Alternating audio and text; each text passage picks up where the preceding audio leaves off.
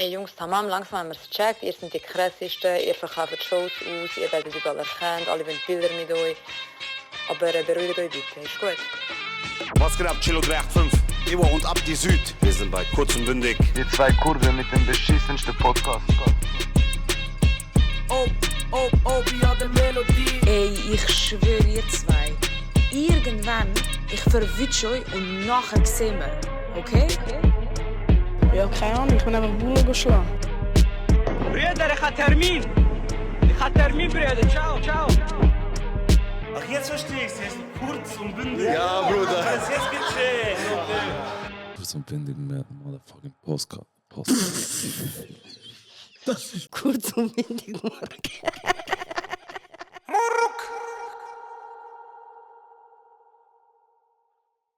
Es geht gerade ein neuer Trend um, Bro. So auf Insta hast du es gesehen. Ich bin nicht up to date, aber vielleicht schon, ja. So 2016. Ah ja, das habe ich gesehen. Leute zeigen, wie sie 2016 ausgesehen haben, so quasi Insta vor 10 Jahren. Wieso postest du nicht? Bruder. Ich weiß auch nicht. Bruder. Nein, wisst ihr nicht. Also sorry, das kannst du auch nur posten, wenn du jetzt unglaublich hässlich warst vor 10 Jahren, Bro. Bro, ja, erstens das und zweitens, ich weiß nicht, Mann. Ich will nicht posten. Bro, das einzige Gute vor 10 Jahren war meine Hairline, Bro. Stimmt, mit vorangeschaut, unsere Haare sind... sind gewesen, Bro, vor 10 Jahren. Das war anders. Aber ich sage auch, das kannst du auch wirklich nur machen, wenn... Gut, du siehst, Bro, straight. Bro, wenn ich das Bild vor 10 Jahren auflade, Leute sagen, wie bist du sportlicher gewesen, aber hässlicher als jetzt, Bro? Wie ist das möglich? Wenn ich würde brauchen zum Dings machen. Klinik in Istanbul würde brauchen, vor und nachher. Geil, wirklich geil. Ja, Mann. Ja, Leute, ihr seht vielleicht schon im Video, wir sind nicht im Studio, wir sind in einem anderen Setup. Ich weiß nicht, wie fest, wenn wir den Leuten sagen, nicht genau wieso, was wir da machen, aber wir sind eigentlich theoretisch zum Arbeiten. So. Ihr seht, wir sind am Arbeiten, nicht? Genau, also wir sind nicht in Zürich. Wir haben uns das Airbnb gemietet, haben unsere Podcast-Sachen mitgenommen, arbeiten ein bisschen. Vielleicht eins oder andere kassiert heute noch in den Arsch, mal schauen. Ich weiß nicht, also es kommt nachher jemand, vielleicht eine weitere Person, aber es kommt nachher jemand und ich weiß nicht, das ist so ein bisschen dein Erzfeind, wenn es um Spiele geht. Und deswegen, ich habe eher das Gefühl, Bro, ich glaube, du wirst jetzt richtig so, erstens kassieren und zweitens, du wirst, glaube ich, auch hässig. Bro, ich spiele kein Spiel. Also, vorher hast du gesagt, so zum Beispiel, Bro, Brandy Dog mache ich nicht mit. Ja, unmöglich. Das ist etwas, was du seit Jahren sagst, immer wieder machst du es zwar auch, aber das ist etwas, was du sagst. Wann hast du das letzte Mal Brandy Dog gespielt mit euch? Wenn hast du das letzte Mal gesagt, ich spiele nie mehr, nachher hast du gespielt, kann ich dir sagen, Bro. Wann? Paros zum Beispiel letztes Mal. Letztes Mal in Paros habe ich gesagt, ich spiele nie mehr. Wann war das gewesen? Nein, ich weiß auch die Szene, dass es passiert ist. Das war 2018 gewesen. Aber chill. 19. Pandemie, Bro. Wir sind erstmal Paros Pandemie. Pandemie! In der Pandemie sind wir das erste Mal auf jeden Fall, stimmt, okay, aber das ist ja mit Oli und Chance haben wir dort Brandy Dog gespielt. Ja, ich glaube, wir sind dort in der Ferie mit, nein, ich glaube, es war dort mit dem Shidi, Sandro, ist das Mykonos sogar vielleicht gewesen? Ich glaube, es war Mykonos gewesen. Aber ich glaube, das habe ich nicht Brandy gespielt. Ist ja egal, Bro, ich habe gesagt, ich spiele das nicht mehr. Aber darf man schon mal darüber reden? Wieso hassest du das? Hast du das wegen gewissen Leuten zum mit dir spielen oder hast du einfach das Game? Weil du bist eigentlich per se einer, der gerne Karten spielt, Brettspiel spielt. Wieso redest du, als wärst du nicht der Abuser in dieser... Abuser? Was mache ich, Bro? In dieser Beziehung, Bruder. Wieso? Als wärst du nicht das Problem, Bro. Bruder, also liebe Leute, wenn ihr mit euren Kollegen etwas macht, mit euren Freunden etwas macht, der ist bekannt für das, der ist bekannt für das, der ist bekannt für das. Wenn ihr das macht, die zwei haben immer etwas, so Spaß natürlich, die zwei haben immer ein bisschen Stichelei. Noch nie in dieser Konstellation wie Brettspiel war, der Zero fickt den Josh.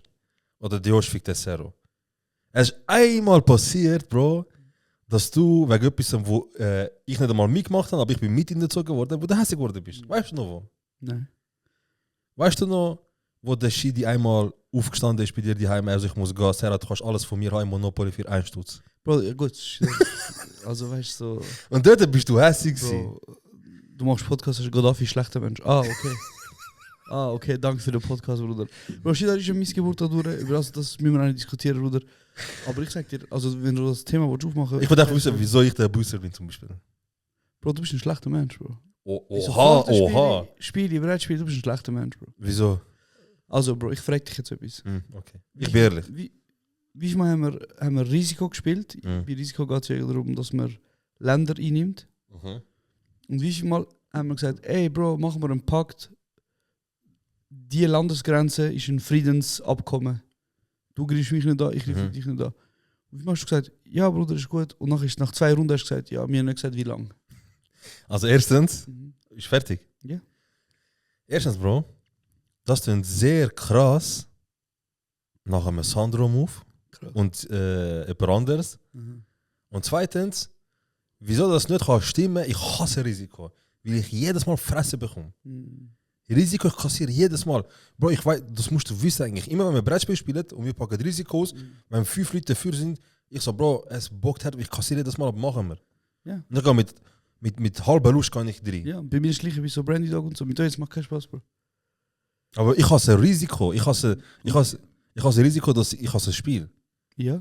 Ich hasse, dass ich muss würfeln und dann Zufall entscheidet. Nein, Bro, ist Taktik, aber ist egal. Bro, bei Brandy Dog genau gleich. Nein. Also, deine Meinung zum Spiel ist richtig, aber meine Meinung zum anderen Spiel ist nicht richtig. Nein, ich sage, es ist ein anderer Grund, wieso wir Spiel hassen. Krasse Abuser-Mindset, Bro. Ich schwöre auf alles. Ich sag dir, ich habe Risiko, das Brettspiel nicht gern. Und du sagst, ich habe Brett nicht gern, weil man nicht mit euch spielen kann. Ja, genau. Das sind unterschiedliche Sachen, Bro. Okay, Bro, du hast recht. Weil nach dieser Logik müsstest du eigentlich generell Brettspiel hassen, einfach hauptsächlich nicht mit euch spielen. Nicht? Nein, also ja. Erstens ja. Ja, also dann ist schon nicht das Brettspiel. Und zweitens, es gibt so Brettspiele, wo ich noch am wenigsten Lust habe, Bro. Okay, welches hast du am meisten? Mit euch oder ohne euch? Wow! Okay. Sag mal allgemein nachher mit uns. Allgemein, ich hasse kein Spiel. Okay, mit uns? Ah, ziemlich alle, Bro. Du bist so ein Wichser. Weil jeder im Kreis weiß, du bist der größte korrupte Sieg. Jetzt drehen wir um. Also, Bro. Abuser-Mindset, Also, alles, Bruder. Gaslighter, alles. Narzissist. Narzissist, Bruder. Wenn ich eine Frau wäre, ich würde 10 Titels machen. Scheiße, dass du ein schlechter Mensch bist, Bruder. Ja, schon mindestens. Dadurch, ich kann dir nicht. Aber ich bin. Also das kommt noch kurz, das kommt von einem. Ich zitiere ihn gern. Ja, das kommt von einem, wo im Brettspiel oder einfach allgemein im Spiel mit uns nicht gesagt, ich bin da zum Gewinnen. Wenn keiner von euch gewinnen wird, kann ich nicht dafür, ich bin kein Schwanzlutscher. Ja, das ist ein geiler Mindset. ich und Ibrahimovic. Mach doch auch ein Buch, Bro. Mach doch auch ein Buch. Ich mache ein Buch, Bro, ja. Aber manche ist heute Abend absolut gar keine Möglichkeit für das Brandy Dog oder 4 gewinnt oder Alternativen von denen. Bruder, look, 4 gewinnt, das kannst du nicht dritte spielen. Get your facts straight, erstmal. Kannst du nicht? Kannst nicht. Okay. Zweitens, Bro. Eile mit Weile? Bro, los zu. Das ist wie Brandy Dog einfach ohne Karte, Bro. Ich sag dir ehrlich, ich bin ein besserer Mensch, Bro. Seit du nicht mehr Brettspiel spielst? Seit ich nicht mehr mit euch Brettspiel spiele. Du doch Gott Freundschaft gründen mit uns, Bro. Nein, Bro, es ist ein es hat ein Geschäftsinteresse dahinter. Ich finde krass, dass du jetzt so richtig so. Ich hasse, ich kann mit euch nicht spielen, wegen dem Bro, man kann mit dir nicht spielen, ganz ehrlich. Krass. Man kann mit dir nicht spielen. Krass. Einfach umkehren. Wenn ich jetzt jemanden will anrufen, der mit uns regelmäßig Brettspiel spielt. Ja. Bro, ich bin ein Survivor, ich sag nur das. Nein, du bist kein... Ich bin ein Survivor und was du jetzt machst, ist quasi der Opfer anstellen als der Monster der so. Gaslighter. Bro, ich sag einfach nur, Zeit heilt alle Narben. Hi. Aber die Narbe wird nicht geheilt, Bruder. Darum. Oh mein Gott, was hätten wir gemacht? Bro, ich spiele nicht mit euch. Es macht Bro, das heißt Brettspiel und nicht Brett, ich bin eine Missgeburt. Verstehst du? Das bist eben du! Krass. Das bist eben du! Um jeden Preis gewinnen, Leute in den Kopf ficken, Leute in den Kopf. Wow! Okay, wer würfeln? Ja, bestes Spiel. Wer wird immer als erstes gekickt? Ich. Okay, wieso? Wie ich der Beste bin. Next question, Bro. Ihr seht's. Ihr seht. Jürgen, schön, dass du Fragen stellst. Ich kann das gerne, Bro. Okay, danke. Wir nehmen wieder Fragen. Wir nehmen Kritik an. Also, andere warte, darf ich kurz sagen? Was hast denn du das Gefühl, warum ich immer als erstes kick bei Werwürfeln? Sag ehrlich, bist ein Mann, sag ehrlich. Logisch, Bro, wie du das Game gut hast. Also, danke schön. und weil du gut in dem Game bist und so ein Manipulator und Gaslighter bist, krass. weil in dem Game musst du das können. Korrekt. Und Korrekt. Prime Yoshi Negroni los ist jetzt, Gaslighter sein los Vater jetzt, gewesen. Bro, erstens mal wow. Zweitens, fress mal. Zweitens, Zweitens, Bruder, ich spiele das Spiel, wie man spielen sollte. Verstehst du? Alle anderen spielen falsch, deswegen hasse ich alle anderen. Nein, Bro, Werwürfel sollte man so spielen. 100%, ja. Leute manipulieren und so. Bro, keiner hat Brandy Dog gemacht und denkt, spielen wir es doch so, dass man die größte Missgeburt ist und alle einfach fickt. Bruder, wie oft im Brandy Dog hast du Karte dann, du hast die Möglichkeit laufen, Bro, du machst irgendeinen Move, damit du mich frissest. Einfach zum... Bro, aber das macht doch jeder. Nein, ich nicht, Bro. Das, Ich eben nicht. oh mein Gott. Ey, ich muss eigentlich schon alle Leute jetzt hören. Das Nein, ist so Leute, frech. Mann. Das nicht ist frech. frech, das ist frech. Bro, die sind alle gegen mich. Wow, eigentlich, wir müssen Bro, in diesem Podcast... wir müssen eigentlich ein Didi-Doku machen über dich, aber wo es um Brettspiele geht, Das ist crazy. Wo man einfach Josh seine Brettspielkarriere verfolgt und wieso zeigt, er ist immer so, jetzt kommt von der Nein, Bro, Vorkehrungszeit. ich wollte einfach sagen, ich habe mich beruhigt, Bro, und ich lasse mich eigentlich nicht mehr auf das ein, verstehst du? Mm. Es ist wie mein Triggerpunkt. Und ich habe mit Menschen gespielt, Bro, die sind... Ich habe letztens mit meinem kleinen 8-jährigen Cousin gespielt, Bro. Normaler Mensch, noch nicht gefickt vom Leben. Der hat, Mit ihm, ich habe ihn kaputt gemacht, ich habe eine Missgeburt, Alter. Was ist? Nein. so ist das Leben, Mann. So ist Leben, Bro, du bist gefickt. Er spielt jemand Nein, Blut auf dich. Darum, Bro, ich glaube auch nicht, ich sag dir das auch ehrlich, ich glaube auch nicht, dass du und deine Siebschaft das Spiel spielt mit dem Gedanken Spaß haben, Bro. In erster Linie, es macht Spaß. Wenn ich daran denke, dass meine Jungs etwas spielen, Und sie Es macht mir fertig Spaß. machen. ich habe schon Freude. Nachher wir spielen, ich habe Freude. Wie oft hast du denn probiert, beim Brettspiel mich zum Ausrasten zu bringen? Oder würdest du jetzt behaupten, vor laufender Kamera... Das ist habe ich aber, nie gemacht. ich muss die Aussage kurz einordnen. Okay? Krass. Okay. So. Du sollst eigentlich die Frage stellen, wer bei Brettspielen, wenn man mit dir spielt, dich nicht versucht hässlich zu machen. Eben, das ist das Problem, Bro. Warum, Weil- wenn der, das ist Okay. ja ein gemeinsames Spiel und Spaß. Ah. Oder? Ja. Warum müssen wir mein Leben Okay, ficken? okay, aber Bro, okay, chill. Chill selber. Okay. Wenn jetzt jeder weiß, Mhm. der Josh ist, grüner, bester, und dann so, wenn dann einmal ist, hast du mich immer gegen mich und ich hab keine Lust mehr. Wenn das über. Sag schnell, Bro, Ja, 10.000 Leute. ja, schau jetzt. ja. 100% Wahrheit, Bruder, was ich sag gemacht jetzt habe. ehrlich, Nein. ich bin so ein Mensch. Ich Du tust 15 Minuten mich gaslighten und mich darstellen, als würde ich der größte Hund sein bei Brettspielen. Erstens nimm die Hand ab in mir. Heb die Fresse, ich tu sogar. Ja. Nein, ich muss chillen, sag ich. Gut. Heb die Fresse. Zweitens, Bro, ich weiß nicht. Ich werde in einem Podcast immer dargestellt. Schlechter Mensch, Bro. Nein. Am Anfang ja. Nicht schlechter Mensch, nicht Bitch, aber Fucker. Nein, aber so ein bisschen so. Leute schreiben mir, ey, du musst ein bisschen chillen, land das mit der Freitag-Tasche, Ruhe. Tut mir immer noch weh, Bruder. Ich habe viel Zuspruch bekommen wegen der Freitagtasche. Eben, Bro. Eben, Bro. Wir haben gestern nochmal drüber geredet. Wir haben gestern, es ist ein Fass, wo einfach nie. Und darum, Bruder, ich halte mich fern von Negativität, verstehst du? Yin und Yang, yes. Nein, ich halte mich fern, darum, Bro, ich spiele das nicht mehr, Bro. Was machst du sonst, um deine Freizeit mit den Jungs zu überbrücken? Schaust du Wand an mit ihnen? Look, Bro. Du machst auch mit den Jungs... Klassisches Verhältnis von einem Abuser. Oh mein Gott! Du kannst nicht Ey einfach... Bro, das ist du musst krass. mich- Du musst aufhören, das von Nein. der Psychologe da auf mich Bro, anwenden. du sollst mich in eine emotionale Ecke drängen Ah ja? und sagst mir, in dem Fall schaust du Wand an. Also es gibt keine Möglichkeit zum Zeit verbringen mit seinen Jungs, anstatt Brettspiele spielen. Punkt. So, das gibt keine andere Möglichkeit. Okay, also wir sind letztes Mal Berge mit den Jungs. Ja. Dann haben wir etwas gemacht, wir so gehen wir irgendwo Uhr. Mhm. Haben uns überschätzt, sind Uhr gelaufen, kurz vor dem Ziel haben wir liegen lassen, Ja. ein gehängt, Ja. ein Gerät, ein lustig gehabt, Ja. sind wieder runter ins Haus. Ja. Was haben wir dort gemacht? Brettspiel gespielt. Aha. Ja, und jetzt? Also? Also das heißt, wie wir das dort gemacht haben, gibt es keine andere Möglichkeit zum Zeit zu verbringen. Nein, aber wenn du so in einem geschlossenen Raum bist.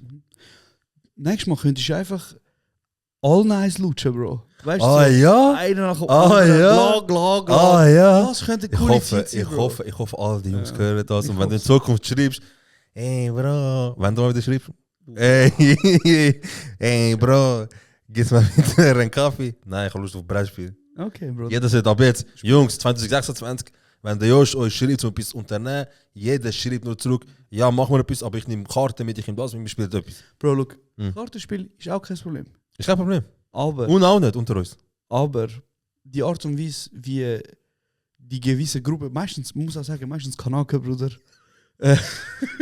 umgeht mit dem, Bro. UNO war ein perfektes Spiel, gewesen, oder? Ja.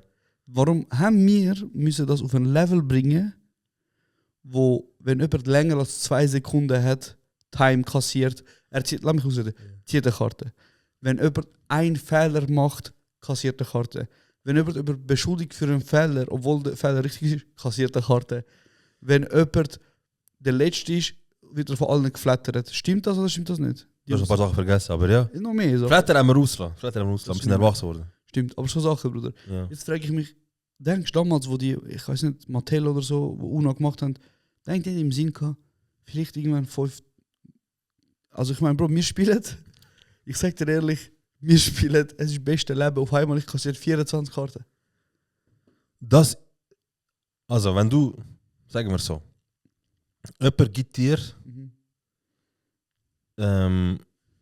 wie zum Beispiel, ich sehe es wie so zum Beispiel Töffli fahren, so. Das ist Blöd gesagt. Ja, okay. Lass mich das so, jemand kommt Töffli über und er fährt. Und das macht ihm normal Spaß. So. Aber man kann ja ein bisschen Schrauben machen und tun, dass es ein bisschen, Tune, wollte ich sagen. ja, ein bisschen mehr Spaß macht. Und wir haben die Regeln eingeführt und wir haben die Regeln alle zusammen bestimmt und alle zusammen eingeführt. Das heisst, alle haben gesagt, es ist gut, machen wir. Die Leute haben Freude gemacht, Saltos, Bro, alles Mögliche. Ja, okay. Und Leute haben nur darauf gewartet, dass wir runterspielen, um den einen ficken, zum Ja. Beispiel, oder? Ja, ja, ja. Mhm. Wir haben eine Regel geführt, wo wir bis an die Spitze betrieben haben. Ja. Mhm. Hat trotzdem Spaß gemacht, 100%. Bro, 2 Sekunden wäre gut. Wenn Leute sich untereinander kasten, bestes Beispiel du und Sandro. Ja, Zum Beispiel. Sandro druckt dir das Time. ja. Hässig, Bro. Du wartest, bis er dran ist. Er ist dran. Time! Sobald er Karte zieht, Bro, und innerhalb von 1 Sekunde Millisekunden, Bro. nicht spielt, Time, Bro. Time, Passiert, Bro. du hast Bro, ich hab Sandro. grad sagen, egal, Bruder, spiel doch. Ja. Ah, so, dann wart bis du Du dran musst beim bist. Sandro einfach auch sagen, Bro. Nein, Bro. Warte schon. Verzähl, ihr gehört ihn, ihr Ich gehört muss ihn. beim Sandro einfach auch sagen, Mhm. er hat wirklich ein Talent. Mhm. Er lässt sich nicht Rage-baiten, Bro. Jetzt, wo du sagst, ich habe es nie gesehen, dass er richtig hässlich Er lässt sich wurde. nicht Rage-baiten. hab's Ich noch gebe nie ihm Time, gesehen. er schaut mich an und macht so, okay, ist gut. Er sagt, okay, ist gut. Apropos Rage-Bait, du bist letztes Mal auf einen guten Rage-Bait reingekommen. Welche? Ich habe gesehen, irgendjemand hat auf DM geschrieben. Ja, Mann. Ja, Mann. Ja, Mann. Also erstens ist das kein Ragebait für mich. Erstens kein Ragebait für mich, weil die Person ist beleidigend worden. Bruder, Das ist eine Beleidigung zu viel. Bruder, das Ding ist, ich weiß nicht, was Und dann tut er Ragebaiten. Hast du gesehen, wer die Person ist? Bro, er hat einfach nur geschrieben, du Eiri oder was weiß ich. Oder Nochmal etwas und nachher Ehre und so, ja. Ja, ja. Und nachher hast du geschrieben, was ist an dem du oder irgendetwas hast du gesagt. Bruder. Ja. Und nachher habe ich gesehen, nachdem du reingehauen bist in der Ragebait Ja. und dich stressen lassen hast, Ja. hast du die Nachricht verschoben auf allgemein. Wegen, ich wollte das nicht mehr gesehen. Ich will das nicht mehr sehen. Ja, Dem okay. sein Gesicht und dem will ich Geil. nicht mehr sehen, Bro. Geil. Aber ganz ehrlich, hast du das gefunden, das ist Ragebait? Also, ich glaube, die Person, wo einfach angefickt hat, Mhm. einfach so geschrieben, die Hurensohn, was hat er geschrieben? Ich weiß nicht mehr, aber ja, so irgendetwas, ja. Einfach dumm, Mhm. aber auch inhaltslos. Ja. So, gibt doch Kritik, wo Kritik passt. Er hat schon Kritik gegeben auf Ja. etwas. Ah, okay. Ja. Aber ich frage mich halt schon, Nachher hat er beleidigt. warum? Warum die Anfrage akzeptieren? Bro, ich weiß. Warum lesen? Ich bin in einem hässigen Moment gewesen und Ja. ich so, ja, dann willst du kassieren, Ja. kein Problem. Ja, ist lustig. Dann habe ich ihm geschrieben und nachher hat er nochmal etwas geschrieben und ich so, Bro, also, Ja, ja. du hast das und das, dort. Ja. Ja, Du bist der nicht, chill jetzt. ja, das stimmt. Ja, ja, aber lustig. Aber ja, ich bin direkt, scheiße, hast du gesehen. Ja, Scheiße, sehr, ist- sehr müssen lachen, aber ich Ja, ja, bin King, du was ist mir auch weißt, schon passiert. Ja. Ich bin noch dümmerer Mensch. Aber muss ich auch nein, sagen. bei dir ist, also es ist kein Rage-Bait gewesen, Ja. aber bei dir ist, ich will nicht mal sehen, ich will der Nutterchen, scheiße, Kein schon Problem, Bruder. ich will, aber ich will dieser Person gar keine Aufmerksamkeit geben, Mhm. weil die Person ist Abschaum. Mhm. So ganz ehrlich so, nicht weil sie etwas gegenüber mir persönlich gemacht hat, sondern gegenüber der Allgemeinheit, der Menschheit und so. Und die Person hat auch mal dir geschrieben, also uns. Und dann hast du geschrieben, du so, Look, Bro, ich wollte nur schnell. darf ich schon sagen? Nein, warte schon, Oder warte schon. lieber nicht? Ich weiß nicht, wer die Person ist, aber das Lustige ist, ich habe mir letzte, also ich kann es ja sagen, während dem nennen wir es mal, Gusti Gate, wie das andere Creators genannt haben, Ja, man, der geht. haben ja gewisse Creators angefangen, uns zu schreiben. Mhm. Und dann hat einer von diesen Creators, wo ich jetzt wagen würde zu behaupten, vermutlich auch nicht, also vielleicht auch schon 2-3 Mal als Kind auf den Kopf gefallen ist, wahrscheinlich so. Mhm. Und der hat uns dann so geschrieben, oder mir einen riesen Text, warum er sein Homie, den Gusti, verteidigt. Mhm. Und ich habe mir auf das raus gedacht, Bro, er stellt mir wirklich Fragen. Mhm. Er so, was ist denn an dem rassistisch, was er gesagt Ja, hat? ja. Bla bla bla bla bla. Mhm. Und dann habe ich gefunden, ey Bro, look, ich sehe das als eine Möglichkeit, zum mit einer Person zu reden. Vielleicht ich schaffe es ja, dass er meine Punkte einsieht, Mhm. wenn ich ihm schreibe. Ja. Und dann habe ich ihm, glaube ich, 3,5 Minuten Memo gemacht. Würde ich Wow. auch niemals machen eigentlich. Wow, Aber Respekt. wirklich so, ich so, Hast du ihm Bruder, einen Podcast geschickt, oder? Bro, ich so, schau das und das, Ja. weißt, überleg doch mal und die Aussage in Relation mit dem, verstehst du und kannst verstehen, kannst nachvollziehen. Mhm. Und dann habe ich in diesen 3,5 Minuten irgendwo bei Minute, keine Ahnung was, für 10 Sekunden gesagt, ich finde, dein Content grenzt auch an rassistischem Gedanken gut. Mhm. Und zwar da und da. Mhm. So kurz und dann habe ich weitergeredet. 3,5 Minuten Memo. Ja. Er schickt mir ein Memo zurück, du kannst nachlesen nachher. Wow, wow, wow. Wow. Wow. Wow, wow, wow, wow, wow. Er so, also willst du mir jetzt sagen, ich bin Rassist? Mhm. Und nachher antwortet er weiter und sagt, einfach, dass du weißt, ich bin mit Jugos aufgewachsen. Mhm. Amix, wenn ich allein bin, ich habe die Memo, Bruder. Ich habe sie gespeichert auch. Ja, Vielleicht wird sie im nächsten Intro benutzt. okay. Amix, wenn ich allein bin, ich fluche sogar auf Albanisch. Okay. So, wie soll ich Rassist sein? Ja, okay, ja. Und dort hast du 3,5 Minuten rausgehauen. Und dann habe ich gedacht, nein, Mhm. ich habe 3 Minuten ausgehauen, er hat mir auf das Ja, geschickt. Dann habe ich gedacht, warum rede ich mit dem Mensch? ja. Ja, Bro. Ich habe es nachher auch gemerkt, ich so, Alter, wieso reagiere ich und so, weißt du, so unnötig. So. Aber was ja auch lustig ist, ich würde behaupten, wir haben nach dem verhältnismäßig viel Hate bekommen. Mhm. Also ich meine, wir machen jetzt den Podcast seit, das ist jetzt unser 4. Jahr. Ja, man. Und ich würde jetzt behaupten, wir haben das Glück, dass wir nie Ja, fix. irgendwie... So auch unter die Rede oder einfach so mal Ziel schieben oder sonst irgendetwas. Ja, aber wir haben auch nie Kommentare bekommen von irgendwelchen Leuten, die sagen, was sind die für...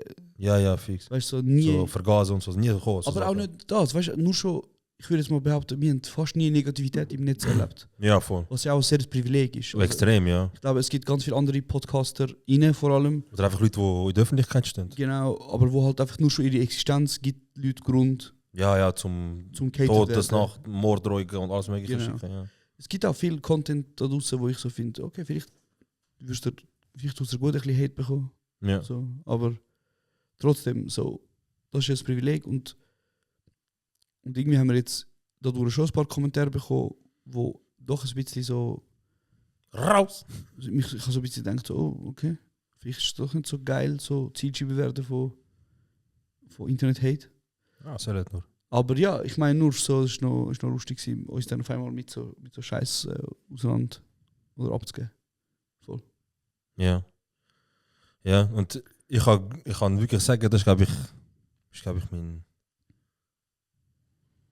einziger Moment, wo du kannst als Dings zählen, wo ich in eine Rage bei dir bin, vielleicht, wenn es als erstes später zählen. Aber ja, das ist der einzige Moment. Und bei dir, ich weiß nicht, eben das, also ich sage jetzt, die Sprachmemo ist jetzt kein Rage bei dir, weil er hat ja mit dir mal wieder reden, weißt du. Ja, aber seine Kommentare sind ein bisschen, aber ja.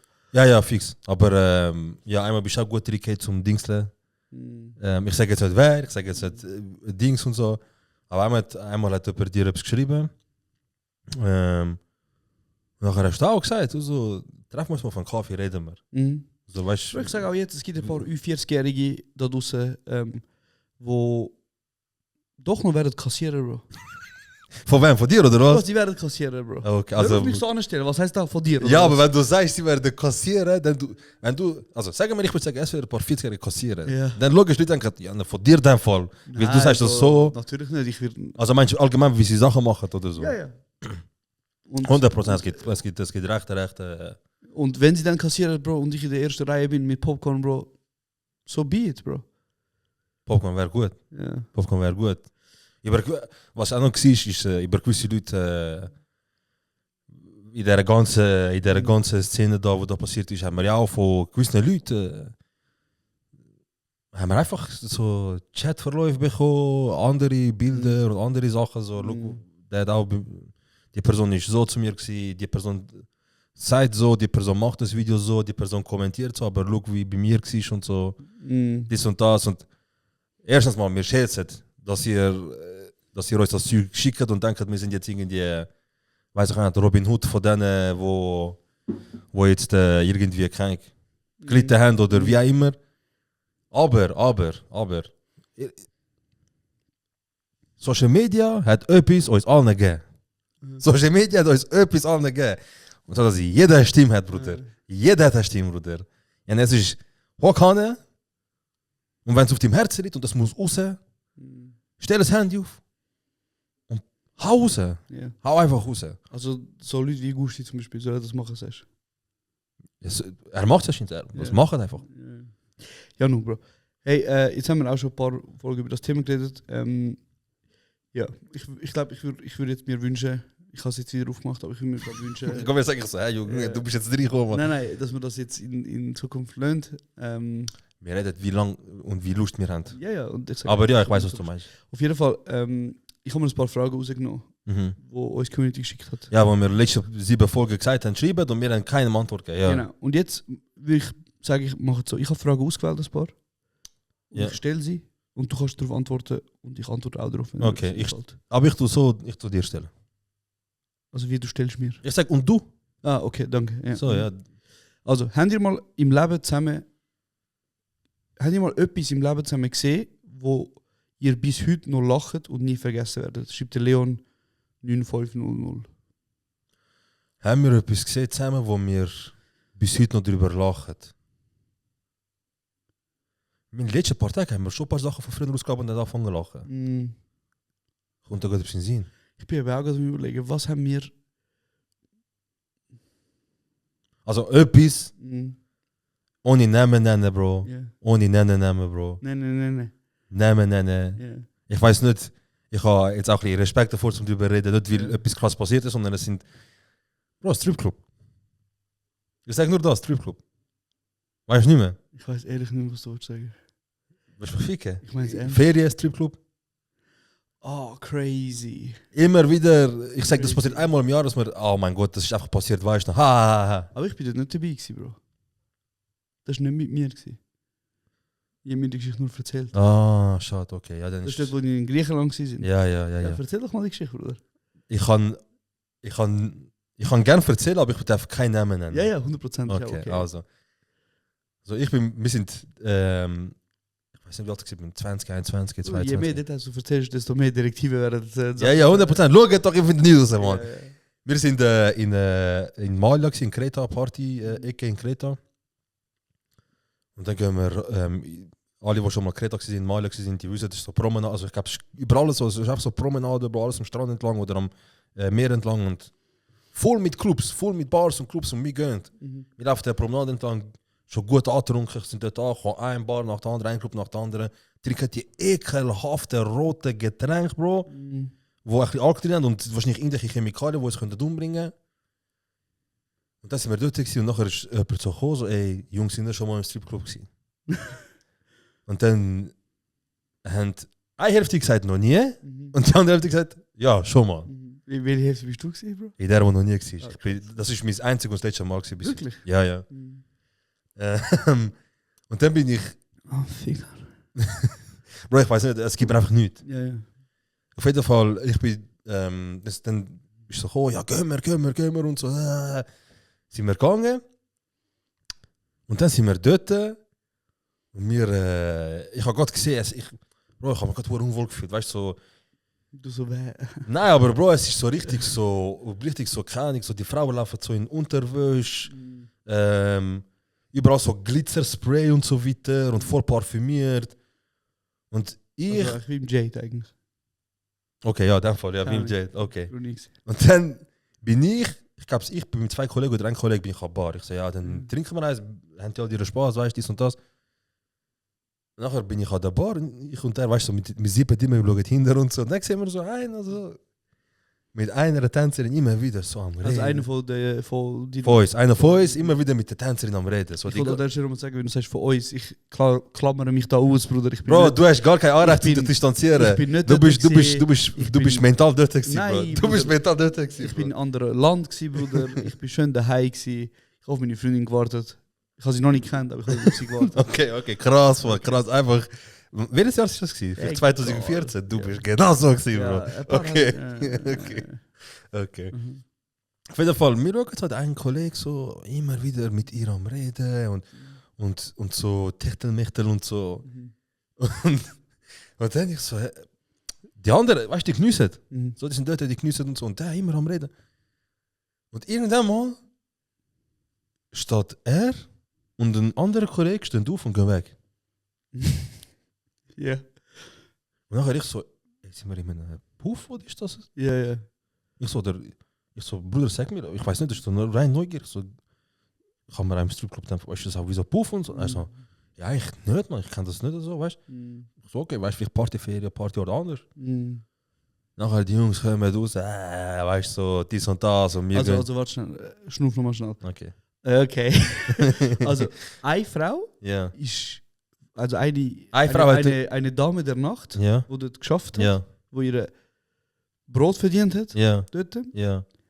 ist mit 2 Bekannten von dir, Ja. eine Frau mit 2 Bekannten Genau. weggegangen. Aufgestanden und weg. Und dann auf das aus hast du gefragt, so, ey, kann man da auch Also weißt du, ich so, ist das, sich beglücken lassen? ich so, ist das, also vor allem in Stripclubs ist das so.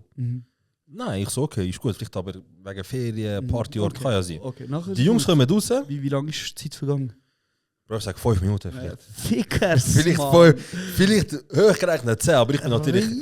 Fickers, Mann. Warte jetzt. Ich bin so viel gefühlt, wahrscheinlich hat es sich wie 1 Minute angefühlt, aber auf jeden Fall. Das hat sie gestern auch gesagt, Bro. Thanks, Bro. Thanks. Okay. Auf jeden Fall. Sind sie dann rausgekommen? Nachdem sie. Ja, okay. Sind sie rausgekommen, gell? Und wir so, hey Jungs, gibt's noch ein Glas und so, dies und das, gehen wir nachher weiter, easy und so, die anderen auch gehen wir weiter. Dann gehen wir raus. Und ich bin so, ey Mann, ich so, Bro, ich so, krass, Mann, ich so, ja, nee, hast du jetzt einfach gezahlt zum Drucken. Drucken jetzt, weißt du, so, Bro, damals 2014, weißt du, wir haben das auch nicht geschafft. okay. Okay. Okay. Ja. Komm, genau, ey Bro, lass mich, du tust die ganze Zeit, lass mich Ja, nicht über dich sorry, reden, sorry, okay, sorry. besser sorry für dich. Nein, ich weiß nicht. Okay. Und nachher sind die wir sind aus dem Circle rausgelaufen, gehen richtig die Promenade und ich frage so den Kollegen so, Bro, weißt du, ja, ist jetzt so, hast du jetzt zahlt, so, zum dich beglücken, weißt du, so. Und ist das normal so, machst du das ab und zu? Er so, nein, Bro, nein, weißt du, das machst du eigentlich nicht und so, weißt du, aber wir sind dort gegangen und ich habe mit ihr geredet und sie ganz gefragt und so. Und sie hat am Anfang gesagt, nein, weißt du, nein, machen wir nicht und so. Dann so, okay, weißt du, das kommt doch mit dem Kollegen. Weil ihr zwei die ganze Zeit jetzt fragen, kommt doch mit. Ich sah nachher, hat sie Ausnahme gemacht. Ja. Er so, ja, voll, also so halbe so. Nachher ich so, wie so halbe, also was haben wir denn gemacht?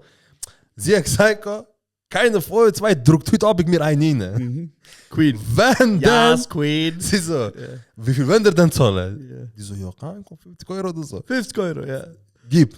Sie geben, also sie hat gesagt, gib mir ein Geld. Nachher sie so, was ihr jetzt machen ist, sie so, gib mir das Geld. Sie so, und was wir jetzt machen, und ihr dürft das machen von mir, ist auch okay. Ich kann mich lecken. Ich darf mich oral befriedigen. Genau, ich darf mich oral befriedigen. Das darf ihr, mehr darf ihr nicht. Okay, cool. Ich so, A win is a win, und bro. nachher, ich Check. so, nachher haben wir angefangen und nachher haben wir weitergemacht. Nein, aber nachher, ich habe sie gelegt, nachher wir sind raus. Nachher ich so. Ich so, es geht nicht so ganz in meinen Kopf hin, Mann. Hast du jetzt 50 Euro gezahlt, zu einer Dame beglücken?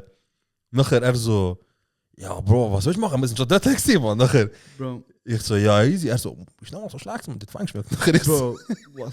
Also, ich meine, jetzt ehrlich, ja. ich als Feminist. Okay, wow. Nein, Bro, das Ding ist, du hast ein wichtiges Detail der Geschichte rausgelassen. Also, Sorry, ja. vielleicht schnell zum einem gemeinsamen Boden schaffen. Mhm.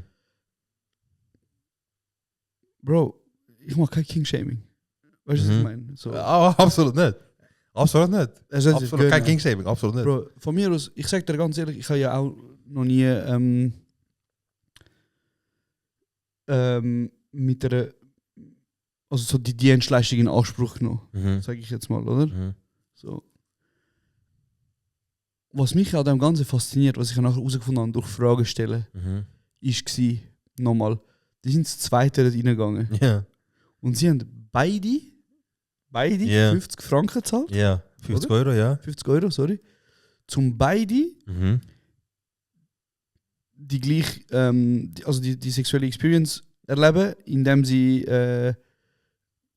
Die Frau befriedigt. die Frau mit ihrem Maul befriedigen. Ja. Jetzt, was ich bis heute nicht herausgefunden habe, Mhm. was mich auch ehrlich gesagt interessiert, Ja. ist das so ein Nacheinander-Ding gewesen? Oder ist das so, wie sie haben sich ein Glas geteilt? Und Ich glaub, einer das ist- hat einmal und der andere hat einmal hin und her. Weißt du, was ich meine? Ja, ja, ich glaube, Und das das ist wäre recht dann lang schon offen ein bisschen- gewesen. Ich glaube, wir nachher das anfangen kaputt lachen, ich glaube, die sind gleichzeitig. So, aber so einen nach dem anderen.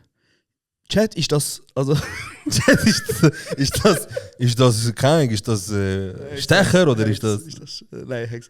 Aber auf jeden Fall, also, kann ich etwas sagen? Also, zum noch kurz ein on top tun auf die Geschichte. In Malia sind so die, an der Promenade ist so, du gehst halt in die, also es ist wie so, zuerst hast du 100 Meter lang nur so englische Pubs und so, nachher kommt so eine dänische Ecke, so deutsche Ecke und so, weißt du. Kann ich mir nichts. Und wir sind, nachdem wir aus dem Strip raus sind wir weitergelaufen. Nachher sind wir beim deutschen Ecke gelandet, so mit den Ballermann-Suffers und so. Hat voll reinballert, Bro. Auf einmal ein Kollege ist weg gewesen, einer von den zwei, der übrigens so gezahlt hat. Ist weg gewesen und dann habe ich mir Sorge gemacht, wegen, egal wie besoffen, Bro, Sorge ist immer, ich bin immer so, die ist immer rum, weißt du, auch wegen der Ferien und so. Wegen meinen Kollegen, Jungs und so, ich aufpassen. Organhandel, ja, ja. Ich so, hey, wo ist er? Ja, aber er ist weggelaufen, Mann. Ich im Sofa am Suchen, gell. Ich gehe in Gas rein und so. Und irgendwann mal sehe ich ihn, so rechts von meinem Container, hockt einer und er ist so vor ihm. Er ist so vor ihr, so, und sie hockt vom Container. Ich sage, er ist schon packen, weißt du. Dann gehe ich weg. Ja. So, nachher ich komme zurück. Ich komme zurück und kein 5 Minuten später ist er auch gekommen. Ach komm, der Jungs hat über 50 Euro.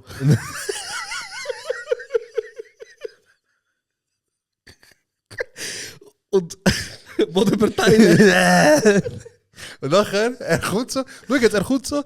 Ich so, was laufen? Er so, Pack, Wurst und so. Er so, ja, ich weiß nicht, und so weg. Er so, ja, weißt du, so Deutsche und so. Und sie so, komm zu mir rein und so, dies und das und so, ich mach mit dir so und so. Ich so, ja, geh doch. Nein. Ich so, du hast doch gerade vor 50 Euro und so. Ja. Er so, ja, ich gelangt, Bro. Ich will. Eine lange, Nachher ich so, ja, weiß nicht. Nachher, ich so, kein, du hast doch grundsätzlich wieder, du hast auch gedacht, dass dort das passiert. Was weißt du?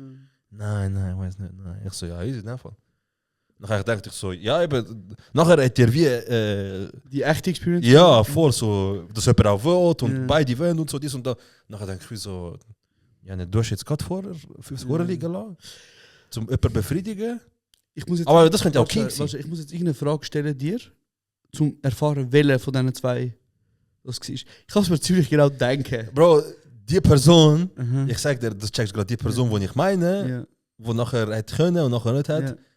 Die Person, Pass einfach auf jetzt. ja, die Person, leider hören wir uns fast nicht mehr. Ah, okay. Das passt dann, Pitch Elefant. Okay. Ja, es ist. Tamam, ja, okay. tamam, Ja, gut es ist so, gelöst, das, gut ja. gelöst. Okay, andere Frage. Ja. Findest du jetzt als, ich meine, du bist ja erwachsen mittlerweile und so. Nein, das ja. Findest du, wir haben die zwei Leute genug geroastet wegen dem? Nein, absolut nicht. Absolut nicht. Absolut nicht. Das Also, ist, das ist Leute haben- totgeschwiegen worden. Wir Bruder. haben die Leute fast in Suizidmod leid. Also so. Wow, das ist crazy. Also nicht, das ist jetzt einfach zum euch zeigen, wie schlimm unsere Freundschaft früher war. So, Mobbing ist Teil von wir haben mehr gemobbt, als dass wir Liebe gezeigt haben. Aber das war halt Liebe zeigen. Das Schöner. ist fatherless behavior. Was nachher auch dazu geführt hat, dass wir denken, wir geben Liebe, aber irgendwann mal ist nach ein paar Jahren fast so überlaufen gekommen. Und dann gesagt, ab jetzt keine Freunde mehr. Gut. Aber nein, wir haben Aber zu wenig trotzdem, gemacht. wir haben- also, gepostet. wir- Und vor allem, dass wir das erst jetzt ansprechen, Ja, der Podcast ja. ist auch krass. Ja, ja. So nach 4 Jahren oder so. Bro, weil wir haben die Leute ja wirklich, also wir haben untereinander, ich bin gemobbt worden für Sachen, du bist gemobbt worden für Sachen, Jeder, Bro, die jeder. viel weniger schlimm sind Ja, ja. als... Also weißt du, Bro, hättest du mir gesagt, wir haben beide zusammen 50 Stutz gezahlt? Ich hätte niemandem das erzählt. ich sag zum Kollegen, so, Bro, jetzt gehen wir raus und wir beide sagen, wir haben Geld. Wenn du einmal etwas sagst, dann, Billah, ich sag jedem, wir haben Geld und du hast mir sogar im Mund genommen. Bro, King, Alter, wirklich King. An dieser Stelle, Bro, für mich... Aber das zeigt auch, Für was mich- für open-minded Leute wir sind schon damals. Bruder, wirklich, Bro, Kings. Aber ich wollte einfach an dieser Stelle sagen, die Frau aus Malia, Ja. für mich ist das eine Heldin, Bruder. Levin, Bro. Die hat rausgeholt. Bro, sie ist gekommen und hat einen Honig gemacht. Also ich weiß nicht, ob sie gekommen ist, aber... Egal, aber sie hat ein bisschen ihren Spaß gehabt und einen Honig bekommen. Ja. Während die Jungs denken, sie haben ihren Spaß. Das ist crazy, Bro. Das ist crazy. Im Zuge dessen 2 Sachen. Es gibt eine Geschichte, die mit einem Stripclub zu tun hat. Und die erzähle ich mal an einer Live-Show, Bruder. Okay. Das Also kann mit ich mir sagen. kann es ja nicht sein. Weil, Ja, ist gut. also, Nein, genau, und du weißt die Geschichte auch nicht. okay, Ich sage jetzt okay. so, wenn wir das nächste Mal eine Live-Show haben, ich will, dass irgendjemand von ihnen schreit, Stripclub! hey, erzähl die Geschichte vom Stripclub, ich erzähl's. Okay, aber du stau, also du hättest auch damit, dass du dein Gesicht kannst verlieren, oder wie? Das kann und wollte ich nicht beantworten. Ich wollte einfach Okay. sagen, ich erzähle es in einer Live-Show. Okay, Mal. okay, Gut. okay. Die zweite Geschichte ist ein bisschen ähnlich. Einmal bin ich mit 2 Freunden in Amsterdam gewesen. Okay, Du bist nicht dabei gewesen. ja. Und einer von unseren Jungs, wir sind am Heilaufen gewesen, wo man läuft durch beim Rotviertel, Bruder, dort Rotlichtmilieu, ja. Rotlichtmilieu, Bro. Ich sehe meinen Onkel oder so mal wieder, weißt. Und einfach wir laufen da durch wegen quasi der Abend so aufhören. Bro, es ist interessant. Ich finde es aber eh wieder, nur kurz, ich finde es eh wieder, dass es eine Attraktion ist. Jeder, der vom Amsti geht, von jung bis alt, von Ja. weiblich, männlich, alles andere und so, jeder geht und läuft einfach an den Fenster vorbei und schaut rein, das ist wie so eine Sehenswürdigkeit. Du siehst einfach so Menschen da drin, Frauen, Eigentlich aber ist ja. wirklich heavy, Bro. Also Ja. weißt du, natürlich, wir machen jetzt viel Witz drüber und so, aber es muss einem natürlich immer auch bewusst sein, dass 90% von diesen Frauen Ausgebeutet werden. ausgebeutet werden und dort drin sind, obwohl sie es nicht wollen und nicht rauskommen. Gewalt erleben auch, physische, psychische. Ja, und nicht rauskommen, so aus dem. Darum, Wow, zu dem habe ich eine Geschichte. darum, Ja. darum ist es ein bisschen, wie soll ich sagen, man, also das muss einem wie bewusst sein. Jetzt, wir lachen drüber, aber wir lachen ja nicht über den Job oder über die Ja. Personen, die das machen, sondern wir lachen ein bisschen über die Jungs, wo sich um den Finger wickeln lassen, Bro. Und Ja, ja, und fix. darum, ich wollte die Geschichte erzählen, Mhm. wir gehen nachher einer von unseren Jungs, Bro, und ich weiß nicht, ob du weißt, wer, aber ich sage jetzt mal, du wirst der Person das auch nicht geben. Okay, ja. Auf jeden Fall Ist in der Schweiz passiert? in Amsterdam. Ah, Amsterdam, sorry, ja. Und er sagt so, Jungs, ich will, wir sind am Laufen, Bruder, er so, Jungs, ich will in den Puff gehen. Einfach so, random. Einfach so, wir sind am Heilaufen, Bro, wir sind nicht mal im, oder keine Ahnung, Bro, wir haben irgendwo chillt, wir haben Uno gespielt, ich weiß noch, haben ein bisschen gesoffen und sind heimgegangen. Nicht einmal irgendwie in den Ausgang, oder vielleicht sind wir auch in einem Club gewesen, aber es war nicht so mit dem Vibe gewesen, so, wir packen heute etwas. So. Ja. Nachher wir laufen heim und er so, Jungs, ich will drucken und so. Keine Ahnung, irgendwie hat er gesagt. Mhm. Ich so, okay, Bro. Und das Ding war eben, wenn ich jetzt darüber nachdenke, ist es noch am Leuchten. Bei mir, ja. Okay. Wenn ich so darüber nachdenke, ich und die anderen Kollegen haben so gesagt, ja, so, wir warten, Bro. Weißt du, so, wir Ja, sind ja. da in der Gegend, wenn du fertig bist, kommst, gehen wir zusammen heim. Ja. Was auch komisch ist, aber gut. Nachher, Bro, er geht rein, er wählt irgendwie, er hat eine Connection mit einer, er geht rein. Bro, ich zünde die Ziege an, der Kollege zündet die Ziege an, wir rauchen die eine Ziege. Nachher irgendwie, kaum ist sie fertig, Bro, die Tür geht auf, kommt raus. Und ich schaue ihn an, Bro, er sieht so wie ein gerupfter Huhn, Bro. Seine Haare sind ein bisschen so, Kaputt. er so, Er so, Jungs, sie hat mich gefixt. Bro, er ist rausgekommen, er so ein bisschen perplex. Wir schauen ihn an, wir so, Bruder, was läuft? Das sind so, wie, da steht 50 € gezahlt Ja. für 30 Minuten, Ja. glaube Genau. Okay. Nein, also- ja, fix. Nein, ich weiß. Ja. Nachher kommt der Bro, er so, wir so, Bro, ist alles gut? Er so, Bruder, ich schwöre auf alles, Ich bin reingegangen, sie hat das Handy vorgenommen, sie hat Timer gestellt. Ich habe angefangen, sie berühren. Ich habe ihn, glaube ich, einmal rein da, es hat geläutet. Weil das war keine halbe Stunde, Bruder, ich sage dir ehrlich. Ja, ja. Ich sage, einzige Wow. hat mir geraucht, 6 Ja. Minuten, nicht einmal. Er sagt, ich glaube, die haben mich verarscht, Bro. Nein, Wir so, nein, Bro. Schon. Bro. Nachher, Bro, er hat das nicht... Manchmal rummachen geht schon lang und so. Bro. Dann sag Sein Stolz hat das nicht... ja, das ja. wir nicht... Dann kannst du nochmal Und er rippen. sagt einfach... Bro, ich muss nochmal mit ihr reden, das geht nicht und so. Bro, kannst du 50 Euro ausnehmen? Der andere hat ja 50 Euro. Nein, Mann. Und dann hat er gesagt, Bro, bist du blöd und so lange Zeit, Ja, take the weißt- L, Bro. Weißt? Ja, wirklich. Er so, nein, Bro, ich gehe jetzt gehen. Und ich so, Bro, hab die Fresse. Ja, Bro, 10 von 10, lustige Experience. Das war Bombe, gewesen, Mann. Aber ich würde eben, glaube auch sagen, ich würde jetzt behaupten, so, ich weiß nicht, ob du jemals in Konversation gewesen bist mit einer Frau, die die Profession hat. Habe ich. Bro, bei mir ist es so... Aber nicht ich im sage Sinne jetzt mal, von dem Job, sondern. nein, mehr so halt einfach geredet oder was weiß ich. Mhm. Bro, das Ding ist, ich glaube, viele Männer sind dann Eier schrumpfen, Bruder. Du redest nachher so, ja, und du, also, machst du das schon lang, oder? Weißt du, Ja, was was ich meine? So. Auf einmal nicht mehr so ein Ding. Aber ja, lustig. Ich habe vorher noch kurz eine Geschichte erzählen, wo du Ja. gesagt hast, eben ist hart und Aha. viel, also der größte Teil wird ausgebeutet und wird halt auch verarscht und auch erlebt Gewalt und alles Mögliche.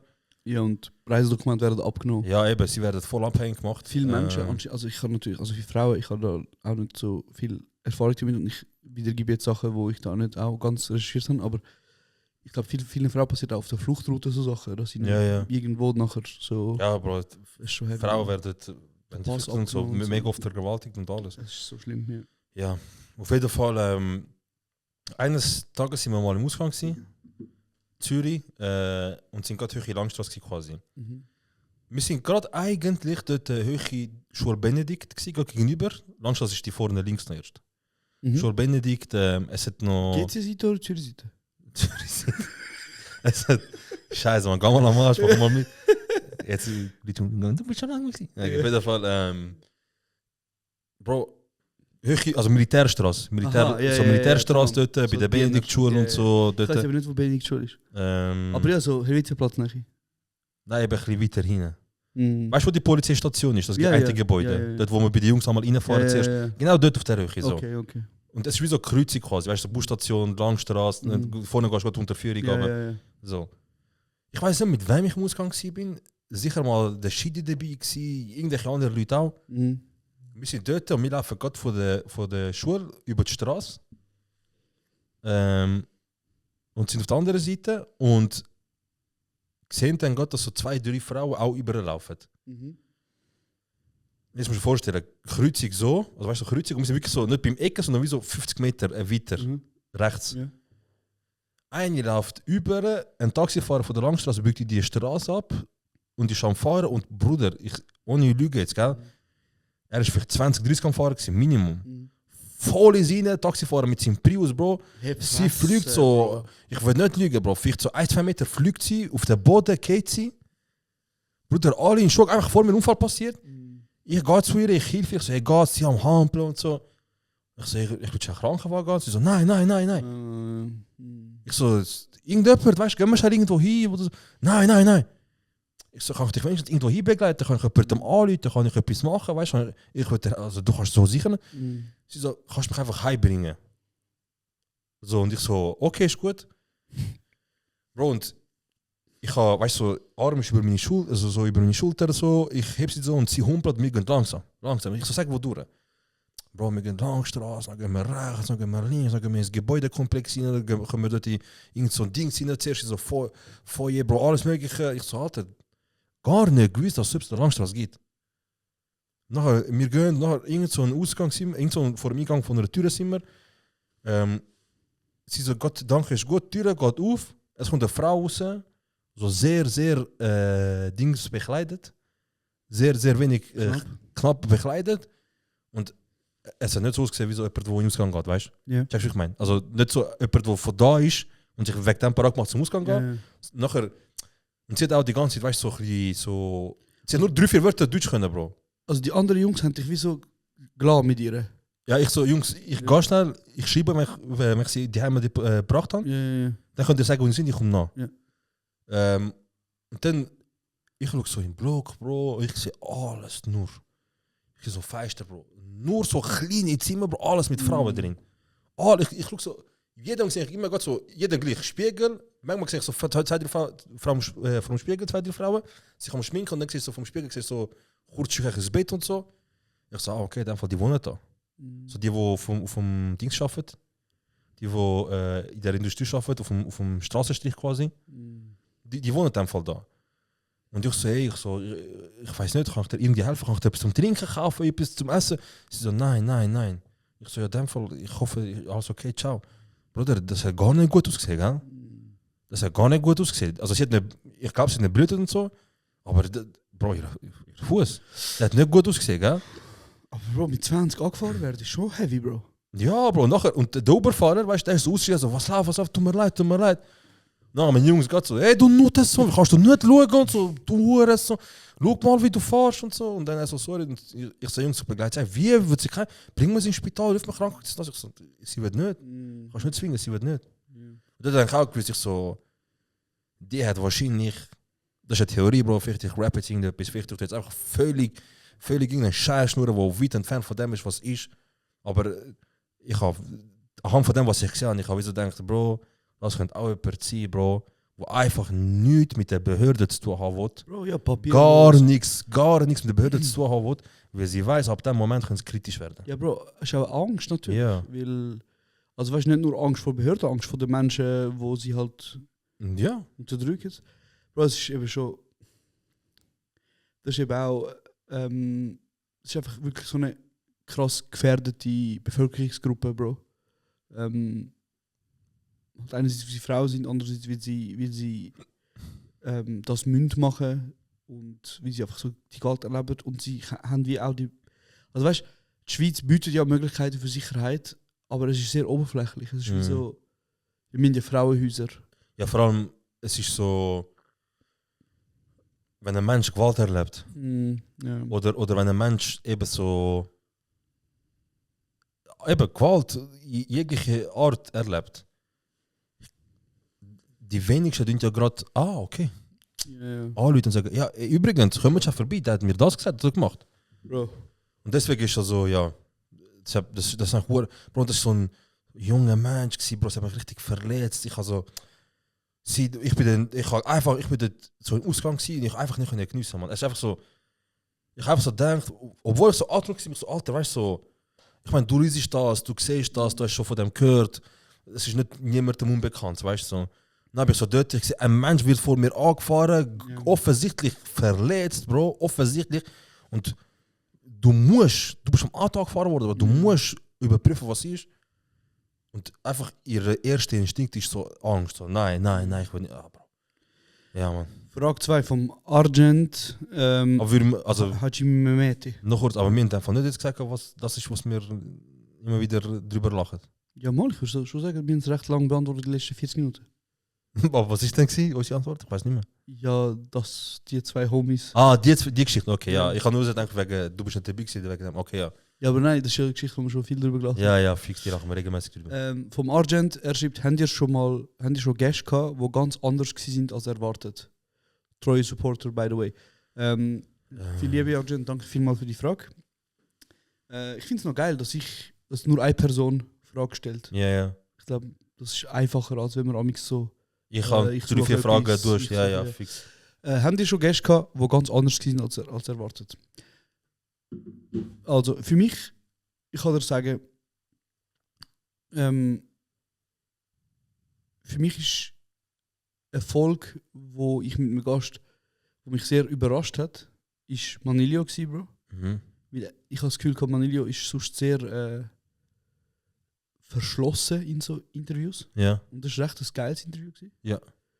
Und es hat mich positiv überrascht. Ja. An dieser Stelle, ich habe auch einen Podcast mit ihnen gemacht, bei HDS FM, wo wir über Film reden. Hört mal rein, ist einer von meinen, ich behaupte, mein Lieblingspodcast. Genau. er und dann hat es noch eine Person gehabt, wo ich erwartet habe, dass es mega geil wird und es war richtig beschissen gewesen, Bro. Wer? Der verratet zuerst. Nein, dann droppe ich neben nachher. Das Ist das? schon, Nein, aber- sag du.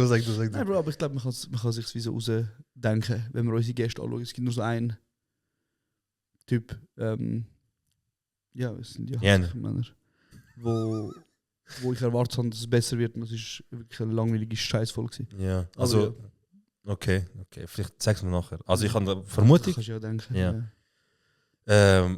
Ich habe jemanden, wo ich brutal positiv überrascht war. Ja. Aber halt auch, weil ich absolut ohne Erwartung ins Gespräch gegangen bin, aber halt auch so ein bisschen denkt, ich weiß nicht, wie es kommt. Kann ich raten? Ja, bei dem willst du raten jetzt, hä? Okay, Ja. rat. EDW. Nein, 3 Mal kannst du raten. Sumo. Nein. Du Ich habe sogar lange vergessen, dass der bei uns mal im Podcast war. bist. War. Warte mal schnell. Also, du bist überrascht gewesen, wie du hast nichts erwartet. Und nachher? Ist krank rausgekommen. Ich habe mad viel gelacht. Ich habe ein gutes Gespräch gehabt mit ihm, also mir unter anderem auch. Das war brutal gewesen. Und ich finde schade, dass... Ich finde schade, haben wir nicht nochmal gerufen, die Person. Oder, weißt du, es wäre eigentlich wie so fällig, dass die Person nochmal kommt. Gilly? Nein. Wer? Monet. Ah, das war ein lustiger Podcast gewesen. Ja. Stimmt. Ich habe letztens mich bei Pelling gefragt, sie so, Bro, ganz ehrlich jetzt. So, welcher Gast ist der krasseste gewesen, den ihr kennt? Bro, ich habe jeden Auftritt auserinnert. Nachher sie so, okay, weißt du, also sie hat mehr so wegen, genau, sie hat gefragt, Anzahl Follower und Zuhörer, was sie immer machen. Ich so, Bro, wenn nach dem gehst, ich so, ich habe es EAZ und gesehen, sind schon die krassesten gewesen. Ich so, vielleicht kannst du den Helvetin wegen Fußballer und so. Die haben sicher auch viele Follower. Nachher ich überlegt. Also Noah Bachmann. Noah Ich hoffe, die irgendwie- Nein, er ist nicht gekommen, Bro. Er ist nicht gekommen. Okay. Er ist einmal eingeladen in seinem Podcast. Deswegen, wir löschen die Der Folge. zieht eben auch nicht mehr. Weil er hat gesagt, ich lade ja niemand ein. Ja. Das stimmt nicht, Bro. Nein, er hat Entschuldigung. Ja, schon. Wir löschen den Podcast. Ja. Wer ist er? Keine Ahnung, noch nie gehört. Ich glaube, das Ding hat mir eher etwas. Ich jetzt so, wenn ich so überlege, Fat Kitchen hat mir eher etwas. Ja. Fat Kitchen, das wäre mal etwas. Das hat mal Ja. in unserem Podcast von der Ich habe eben ausgewählt, zum Beispiel, wir werden ja oft verglichen, also im Sinn vom Inhalt her, mit die Deutschen. Mit dem Cheyenne Garcia und dem Und der Nizar. Kleine, ja. Ja. Und die haben, glaube ich, ziemlich jede Folge einen Gast. Ja, ziemlich jeder tritt wahrscheinlich. Ich glaube, es gibt schon Ich glaube, Folgen. im Fall Ja, schon so 2, 3, 4 am Stück haben. ja. Und ich glaube, es wäre auch chillig, wenn wir am Gäste einladen, wo man nicht als Interviewpartner einladen, Ja. unbedingt. Ja, ich kann nicht mehr sagen, Interviewpartner, wir haben ja sehr viele Leute gerufen, wo man denkt, das wäre einfach auch lustig und geil. Ja. Genau, und das würde ich jetzt eigentlich gerne wieder machen. Leute rufen, die einfach mit uns mitreden. Das ist wie wenn halt nach 4 So Jahren... wie im Zen zum Beispiel, mit dem. Nein, aber das ist ja auch ein Interview gewesen, Bro. Wir haben ihn ja auch fragen. Verstehst du, was ich meine? Ja, ich meine, weiß, wie was so, du meinst. Ja, das einfach Gespräch. Leute- So wie jetzt zum Beispiel. Und die reden einfach mit uns mit. Und es geht Ja. gar nicht darum, was sie machen. Ja, voll. Es ist wie so, eben nach 4 Jahren auf einmal öffnest du eine Beziehung, weißt du? Also ja, jetzt ein bisschen Noch- etwas anderes. noch einen anderen Schwanz kassieren und 50 Euro für etwas anderes ausgeben. Ja, sorry, aber ich kann dich unterbrochen. Ja, vor- eben bei ihm, ich weiß noch ganz genau, so eben er ist eigentlich, wie, du musst so überlegen, so die Konstellation. Mhm. Deutschrapper, Deutschsänger, Deutschmusiker auf jeden Fall.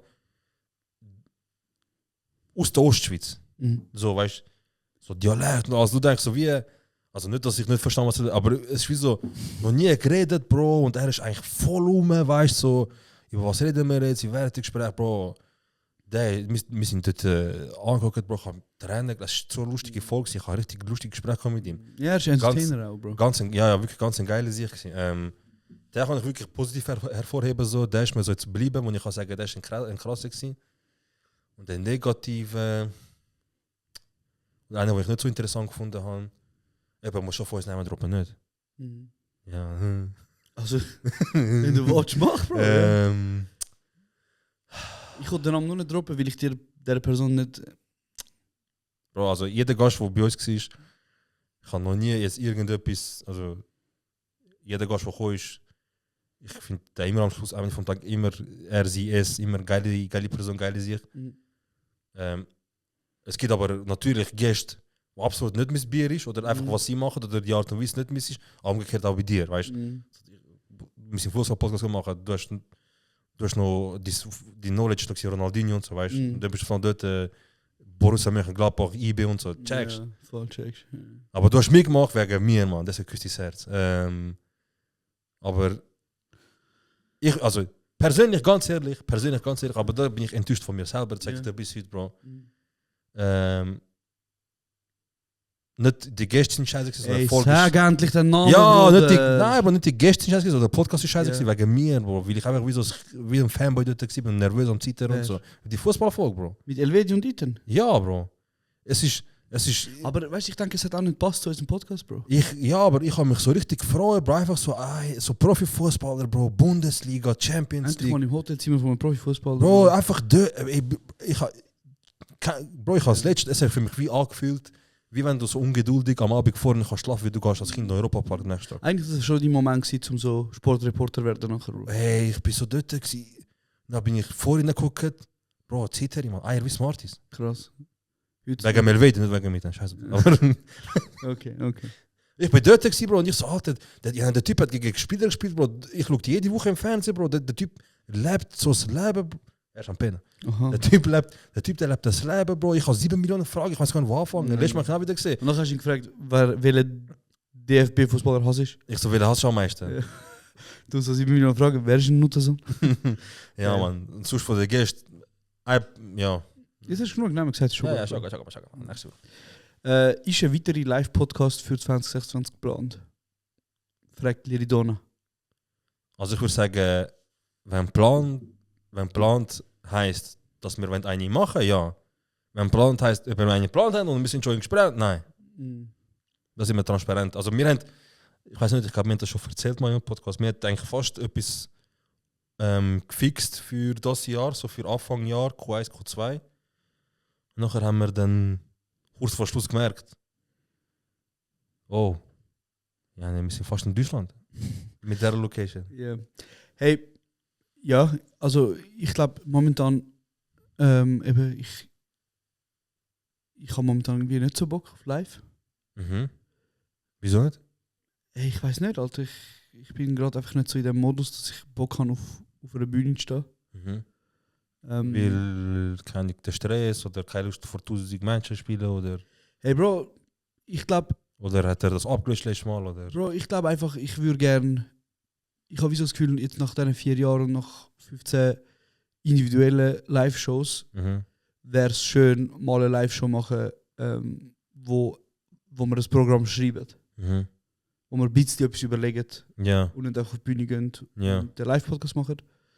Aber ich glaube auch, Leute hat auch Bock, auch nur in Anführungszeichen einen Live-Podcast zu hören. Aber ich bin gerade einfach nicht dort und ich glaube, live musst du einfach fühlen, Bro. Aber ja, ich weiß nicht, schreibt doch mal in die Kommentare, falls ihr wirklich Bock hättet. Ja, so ein Tschüss, Alter. Was? Schreibt mal einen Kommentar, wir wollen. Bist nicht du der jede Folge am Schluss sagt, ey, like it, neue Pace und Am Schluss für die Leute, die dazu hören, Bro. Ja, und jetzt, wenn ich. Wir haben doch gesagt, wir machen das zu wenig. Leute animieren zu uns, liken, warum hast du supporten. denn, tust du deine Fresse aufreißen, wenn ich jetzt sage? Warum? Bro, ja, Bruder, ziemlich gut zu reden, Wall, ich schwöre. Ja, also. Du, egal. Ich sage das nicht zum Kommentar abbekommen, das Ja, nimmt mich ja. einfach Wunder. Okay. Ich hatte mal Stress. Ja. Ja. Ja, ich weiß nicht. Ich habe, glaube ich, das Gefühl momentan so, ich glaube, die Lust ist nicht so rum. Aber vielleicht wäre es schon witzig, ja. Aber ich momentan irgendwie auch, eben wie gesagt, ich bin einfach gerade in dem Modus, wo ich nicht so. Du hättest schon Bock zwar eigentlich, oder? Ja, ich habe Bock so. Ich würde auch gerne mal wieder im Vinti sein, Bro. Vinti würde ich wirklich gerne mal wieder spielen. Ja, fix. Ich hätte Bock, aber ich glaube, also nicht, ich glaube, wir haben darüber geredet. Ich sehe es auch absolut so, dass wir die nächste Live-Show einfach wollen, halt ein Programm schreiben und auch bieten. Ich muss auch verstehen, für uns war halt immer so ein Clinch gewesen, zwischen Live-Podcast machen und halt schauen, dass es so authentisch und so echt wie möglich ist, wie Erfolg von uns. Weil bei uns Erfolg sind wir auch immer so gewesen, wenn Leute uns immer gefragt haben, was machen die, wir haben einfach angeredet, ja, was du vorbereitet, Thema, nichts. Und wir haben immer gesagt, Bro, aber weißt du, so viel, wir haben wieso uns Druck gemacht, nicht? Wir haben gesagt, ja, aber Bro, wir können nicht einfach anhocken und schnurren und schauen, weißt du, sicher sie, es kommt gut und weißt, unsere Gespräche immer gut und so. Und dann Leute dafür Geld zahlen. Wir haben es unwohl gefühlt, nachher haben wir angefangen, bisschen so überlegt, so mit Vorrecht und Pause und das. Aber mit all diesen Shows und all der Erfahrung, nach all dieser Zeit, wir sind absolut der gleichen Meinung, Bro. Es muss einfach ein Programm haben. Es muss einfach ein Programm haben. Ja, also weißt du, ich meine, eben, du hast jetzt gesagt, wir haben mal angefangen mit so Voracts, nachher haben wir noch zweite Runde Spiele und die Spiele sind ein bisschen Gamble gewesen, Bro, amix ist gut gelaufen, amix ist gut beschissen gewesen. Der Killer gewesen, ja. Dann einmal haben wir im Volkshaus, was ja eigentlich eine geile Show war, im Nachhinein, Bro, eben 2,5 Stunden ist sie fast gegangen. Also weißt du, so Sachen wie so sind der Rahmen gesprengt, Bro, und darum, ich würde mich glaube eigentlich mehr freuen, so eine Show machen, wo wir einen Live-Podcast machen, aber vielleicht sogar auch noch so ein bisschen Content aufnehmen, wo wir wie können abspielen können. Dann frage ich mich auch so, weißt du, gut, Live-Show, einerseits frage ich mich, Leute wollen sicher Special Guests haben. Und ein anderer Punkt von mir ist auch so, ja, aber eigentlich, wenn sie uns live sehen, weißt du, was ich meine? Ist wie so, Ja, das mit den Gästen haben wir ja auch gemacht zum Beispiel. Wieso weißt du, da können wir Spiele machen, dann können wir Gäste rufen, wo halt die Leute auch wieder einen Mehrwert haben. Wir spielen dumme Spiele mit dem EAZ, mit der CISA und so weiter, weißt du? So. Und nicht wie man denkt, also weißt du, nicht zum Ticketverkauf ankurbeln, sondern wieso. Wir haben es ja nie erwähnt. Ja, wir haben so gedacht, also weißt du, so, dann haben wir wieso, können wir mit gutem Gewissen sagen, ja man, dann haben wir so boten den Leuten. Aber eben eigentlich, wenn du, ich sage jetzt auch, wenn du so überlegst, wir machen jetzt über 140 Folgen gratis Content, ist wie so, ist auch mal okay, wenn Leute mal zahlen, um einen inklusiven Podcast erleben. Ja. Und darum finde ich auch, wir können auch ein bisschen aufhören mit, es muss jetzt eine riesige Experience sein. Verstehst du? Ich bin einfach ein bisschen Zeitgespalten und dann denke ich mir so, Bro, vielleicht wollen uns Leute einfach auch supporten, weil wir ja vielleicht für gewisse Menschen auch ein Begleiter sind. Ja, fairer Punkt, ja. Weißt du, was ich meine? Und vielleicht ist es auch einfach, vielleicht denken sich Leute auch, Bruder, ich konsumiere, ich habe 140 Folgen konsumiert, was ist schon 40 Schutz zahlen, um das einmal, also weißt du, ja. Darum, keine Ahnung. Aber es würde mich wundern, was ihr denkt. Darum habe ich gesagt, was sind eure Gedanken?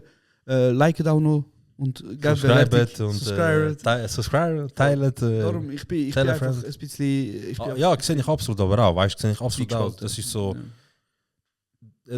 Ich weiß absolut so, zwischen den geilen Live-Podcast und im Sinn von mit Programm, mit Content, den man vorbereitet und es muss ein krankes Erlebnis sein für die Leute, die kommen. Gegen wer konkurrieren wir morgen? Gegen das Zelt oder Amenhaus? Ja, eben. Aber ja, egal. Ja. Gut, Sarah, meine Lieblingsflugbegleiterin, Shoutout, schreibt, was sind eure Vorsätze fürs 2026?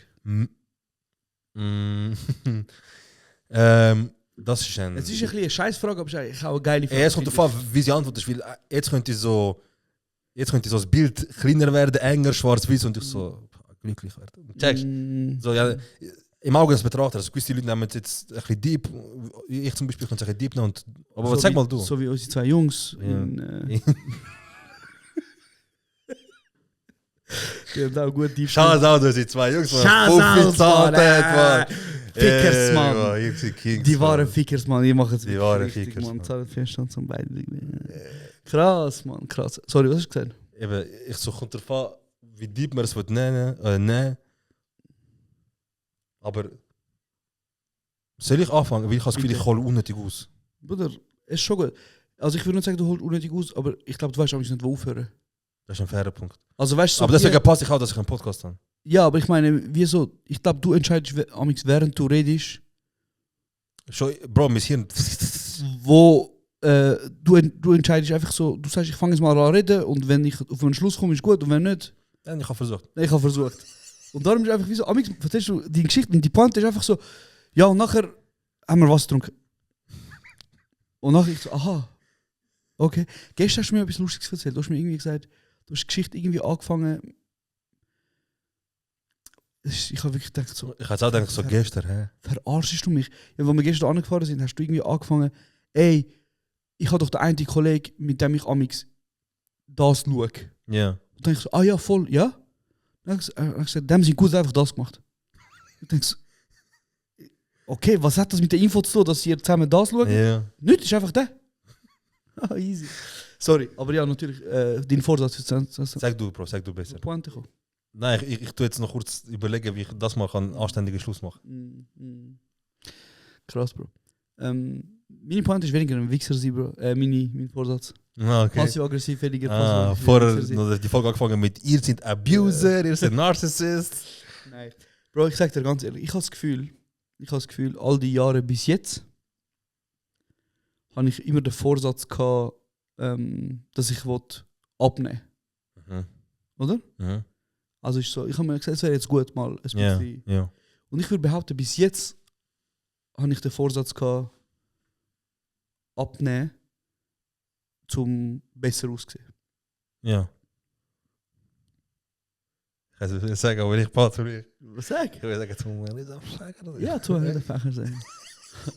Zum besser auszusehen. Ich sag dir ehrlich, Bro, Ja. ich bin Opfer. Vom sozialen Konstrukt, wie man es vom aussieht. Dankeschön, Bro. Ja, Mann. GQ hat mein Leben gefickt, Bro. Ja, scheiße. Verstehst du? Nein. Und ich würde behaupten, das erste Mal in meinem Leben würde ich gerne gesünder sein, aus gesundheitlichen Gründen. Nein. Aber nachher. Ja, aber bitte, Bruder. Ja, das ist logisch, aus gesundheitlichen Gründen. Ja, nein, eben nicht logisch gesundheitliche Gründe. Wie ich, sorry, Bro. Ich will denken, Sorry. Gott, ich kann 3 Kerl haben. Ewa. Bruder, es tut mir leid. Ja, schon gut. Aber schön, dass du siehst. Los jetzt. Ich habe jetzt doch gerade gesagt, falls mir zuhören, mein Bruder. Was hat er? Ich habe jetzt gerade gesagt, bis jetzt habe ich es wieder zum besser aussehen, Aha, ja. oder? Und jetzt mein neuer Vorsatz ist, ich will gesünder sein. Ja. Weil ich behaupte mal, lebenslang leben mit Übergewicht. Sagen wir mal, wenn du 20 Jahre mit Übergewicht lebst, hast du vielleicht am Schluss an 20 Jahre weniger Leben. Oder? Ja, aber weißt du jetzt was? Ja, und ich glaube, bis jetzt ist mir egal gewesen. Und ich glaube, jetzt bin ich an einem Punkt im Leben angekommen, wo ich echt gerne würde länger, besser leben. Okay, also gesünder leben sicher mal. Gesünder leben. Ja. Und das heisst vielleicht nicht unbedingt, ich habe den Vorsatz 20 Kilo abzunehmen, sondern zum Beispiel gestern haben ich und du, das kann man auch sagen, wir sind 30-jährige Männer. Ja, ja. Wir haben gestern einen Döner gegessen zum Mittag und zum Nacht Ein Burger. einen Burger bestellt. Aber, also nicht zum. Die andere Option wäre gewesen, wir machen uns Teigwaren. Ja, aber selbst gekochtes Essen ist immerhin Ja, in ja. allen Fällen besser Ja, als ja, bestelltes safe. Essen. Aber scheißegal. Ja. Aber auch da, Bro, das ist einfach auch nicht so easy, Alter. 100%. Mein Magen, ich würde es behaupten, seit etwa 1,5 bis 2 Minuten Wäre Sushi, normal, ich hätte Sushi bestellt, vom Preis her. fair. Aber ich meine, man kann auch. Egal, Bro. Ich wollte damit einfach sagen, ich würde jetzt behaupten, dass ich seit ein paar Monaten ein bisschen besser ist, bewusster ist. Und mein Magen hat es gestern wie gemerkt, dass ich gestern nicht geschaut habe. Wie hat er das gemerkt? Wie hat er gemacht oder was? Ja, Bro, ist mir einfach, ich bin blöd gewesen, ist mir nicht so gut gegangen. Blessed. Blöd. Aha, blessed. Young Blad. Nein, auf jeden Fall. Ja, und darum, ich glaube, bewusster und gesünder leben, so dumm das auch tönt. Und 2026 wollte ich den ersten Entwurf haben für meinen langen Spielfilm, Bro. Der da? Nein. Nein. Der ist mein Abschlussfilm, da bin ich ja. jetzt schon am Schneiden. Ja. Entwurf meine ich, Drehbuchentwurf. Ja. Für den langen Spielfilm. Ja. Welcher ist das? Oder also hast du schon mal darüber geredet? Nein, hab ich nicht. Aber ich ist auch ein riesen Fass, aber... Mach auf. Nein, Bro, es ist ein riesen Fass. Aber ich wollte sagen, ich filme jetzt, also nein, ich schließe jetzt meine Schule ab. Ich habe ja Handyhimmel... ich habe Handyhimmel fertig geschnitten. Ja. Es hat auch schon 1-2 Screenings gegeben von dem. Ich bin meinen Abschlussfilm am Schneiden, wo ein Drama ist, ein psychologisches Drama. War auch ein Kurzfilm. Und mein Langprojekt, wo ich auch einen Produzent jetzt auch schon habe an Bord, wird eine Komödie wieder. Film, Komödie. Okay. Machst du auf Schweizerdeutsch oder wird so ein... Schweizerdeutsch. Okay. Ich weiß gar nicht, ich kann nicht zu viel erzählen, aber ich kann dir sagen, es geht um... Also aktuell habe ich so verschiedene Ideen im Kopf. Aber ich habe wie so das Gefühl, in der Schweiz sind erfolgreiche Filme die Filme, wo der Schweizer über sich selber kann lachen kann. Es gibt so 4, 5 von den top erfolgreichsten Filmen und aus der Schweiz, für die Ja. Schweiz. Und ich glaube, wenn der Schweizer über sich selber lacht, und damit meine ich auch uns beide, dann ist es wie so geil. Ja, fix. Das funktioniert einfach wie der Schweizer. Also, Mhm. gib mal so ein Beispiel, so, zum Beispiel so Deutsch- oder Ami-Film, wo so ähnlich ist, dass ich mir kann ungefähr vorstellen Hm. Also Weil über sich selber lachen kannst du ja, weißt ja, aber ich meine damit so, in der Schweiz funktioniert ein Film dann gut, wenn er sich über das Schweizer System lustig macht. übrigens, ich habe Bonjour Ticino geschaut. Und? Ja, eben. Mir ist das mal falsch gesagt, ja. Also, mach das erst fertig schnell. Sorry. Alles gut. Bert Schlatter, oder? Hauptrolle. In dem Fall ja, ich finde den Namen ein bisschen schwierig. Bro, ich meine einfach so, Schweizer Film funktioniert dann, wenn wir uns über das Schweizer System lustig machen. Ja, fix. Wenn Schweizer, Habe ich bei dem gesehen, ja. wenn Schweizer können sagen, haha, schau der Schweizer. Ja, ja. So, das bin nicht ich, aber schau der Bünzli. Ja, ja. Verstehst du? So. Ja. Zum Beispiel, ich würde behaupten, also der meistgeschaute Film in der Schweiz ist ja, ich bin auch gerade am Ausholen, ist die Schweizer Macher. Ja, das hast du letztes Mal gesagt, ja. Aus dem 78, glaube ich. Ja. Hat 900'000 Kinobesuche gehabt. Ja. Ist bis heute nicht getoppt worden. Krass, 900'000. Was hast du gesagt? In welchem Jahr war das? Ich glaube 74, 78. Also musst du dir überlegen, so, das war vor 50 Jahren. Gewesen. Vor 50 Jahren, ich weiß nicht, wie viele in der Schweiz gehabt, aber dass 900'000 das geschaut haben. Das ist noch ein schweizerdeutscher Film, also weißt du, ohne die Romance und. Ja, also sind wir vor 50 Jahren bei 4 Millionen gewesen, ich weiß nicht, keine Ahnung, aber vor 50 Jahren haben wir sicher 1-2 Millionen weniger gehabt. Okay, Tobias Link, Mann. Ich sage nur, aber ich würde einfach sagen, schon nur für die Bro. Zeit ist 900'000 Respekt. Bro, das wird kein Schweizer Film jemals wieder annehmen. Und das hat auch so ein bisschen sich über das Schweizer System lustig gemacht. Schweizer und so, Macher ist ein Film gewesen über 2 Beamte, ja. unter anderem Emil Schönberger. Mhm. Ist einer von der, ist jetzt mittlerweile 85, Ja. so ein Komiker. Shoutout, Emil Schönberger. Hat einen urschönen Film gegeben über ihn, typisch Emil, ein Doc-Film, der letztes Jahr rausgekommen ist, über Ja. sein Leben. Ja. Auf jeden Fall, Emil Schönberger spielt einen Integrationspolizist. Ja. Er geht zur Familie heim Mhm. und schaut, ob sie fit sind für eine Integration, für Okay. den Schweizer Pass. Ja. Oder darum die Schweizer Macher. Ah, okay. Sie haben Schweizer aus Menschen gemacht. Ja, okay. Jetzt ich verstehe. Genau. Und das ist ein Thema, das mich sehr interessiert. Ja. Und ich finde, was könnte interessant sein, ist vielleicht ein Film, der einen Touch hat wie Schweizer Macher, aber Mhm. nicht aus der Sicht von Schweizer, sondern sondern aus der Sicht von Leute mit Migrationshintergrund oder migrantischen Wo- Wurzeln, ja. wo wollen Schweizer werden. Okay, ja. Eben, ich weiß nicht genau, was es ist, aber ich glaube, was mich sehr fest interessiert, sind so die Gemeinden, wo noch abgestimmt wird darüber, Mhm. ob jetzt jemand einbürgert wird oder nicht. Das wäre zum Beispiel etwas Lustiges, dass du eine Comedy machst über eine Gemeinde, Genau. wo ein Asylheim aufgemacht wird Mhm. und Politik und Bürger wehren sich so, gewisse Bürger und Politik wehren sich dort, Partei und so. Und irgendwie zieht zufälligerweise in dem Moment auch türkisch-kurdisch-albanische Familie in das Dorf ein. Mhm. 5-6-köpfige. Und während dem ganzen Prozess von, wenn wir das Asylheim oder nicht, und wir wollen das eigentlich nicht, und die Familie ist im Dorf und die Familie integriert sich im Dorf und so, und wird mega wichtiger Bestandteil und so. Wir lernen seine Kultur ein bisschen auch. Das könnte schon mega lustig sein. Eben, ich glaube, das Interessante an dem Punkt wird sein, du kannst dich wie ein bisschen darüber lustig machen, wie das Konzept, dass wir in einem Land leben, wo es immer noch Gemeinsabstimmungen gibt, im Sinn von, das ist der Serrat, Serrat ist seit 20 Jahren. Oder Appenzell Im- mit Genau, noch, eben, ja. und das meine ich. Und Ja. sie tun dann halt abstimmen Ja, ja, so mit der und Hand. sagen, wer ist dafür, dass Nachher Serrat. einer macht so. Ich habe das Gefühl, die pro sind, sind es ein bisschen mehr gewesen. Genau, und Ja. nachher sagt man so, wer ist dafür, dass Serrat einbürgert wird, und nachher sind dann deine Homies, die seit Mhm. 20 Jahren in dem Scheiß. So Oder? schnell, Und ja. andere machen dann so, wer ist dafür das nicht? Und die Nachbar, der immer nett ist, macht so ein bisschen, Ja, ja. weißt du, so ein bisschen das. Das ist lustig. Und was, glaube ich, auch lustig könnte sein an dieser Geschichte, ist ein bisschen so, was bedeutet es denn Schweizer sein? Mhm. Also weißt du, so zum Beispiel, was bedeutet es aus der Sicht von Menschen mit Migrationshintergrund? Mhm. Wann bist denn du Schweizer? Mhm. Und was bedeutet es, was bedeutet Integration? Mhm. Also, wie kann man das lustig machen? Und ich glaube, es wird funny. Ich weiß auch nicht genau, aber ein Charakter, der mich sehr inspiriert, ist halt der eine Busfahrer von Vinti, wo wir auch schon viel über den geredet haben. Ah, ja, Der ja. Kontrolleur, Ja. der ja Mhm. ein Hasag ist, Mhm. aber halt Kontrolleur. Ja. Und ich glaube, so in den Augen von uns ist der grösste Bünzli. Mhm. Und dann gibt es aber auch die ich sage jetzt mal, die Felix-Types, wo Schweizer sind, aber mit Afrims aufgewachsen sind. Weißt du, was ich meine? So, ich glaub, du hast viel Potenzial für Clashes, für Lustiges. Du kannst dich lustig darüber machen, dass ein paar Ausländer, Migras überintegriert sind und so weiter und so fort. So. Und ich glaube auch, das interessiert mich. Ich bin noch nicht so weit mit dem Konzept, aber das interessiert mich. Das wird, glaube ich, mein erster Film. Geil, ja. Dann ich mache das erste inoffizielle Crowdfunding.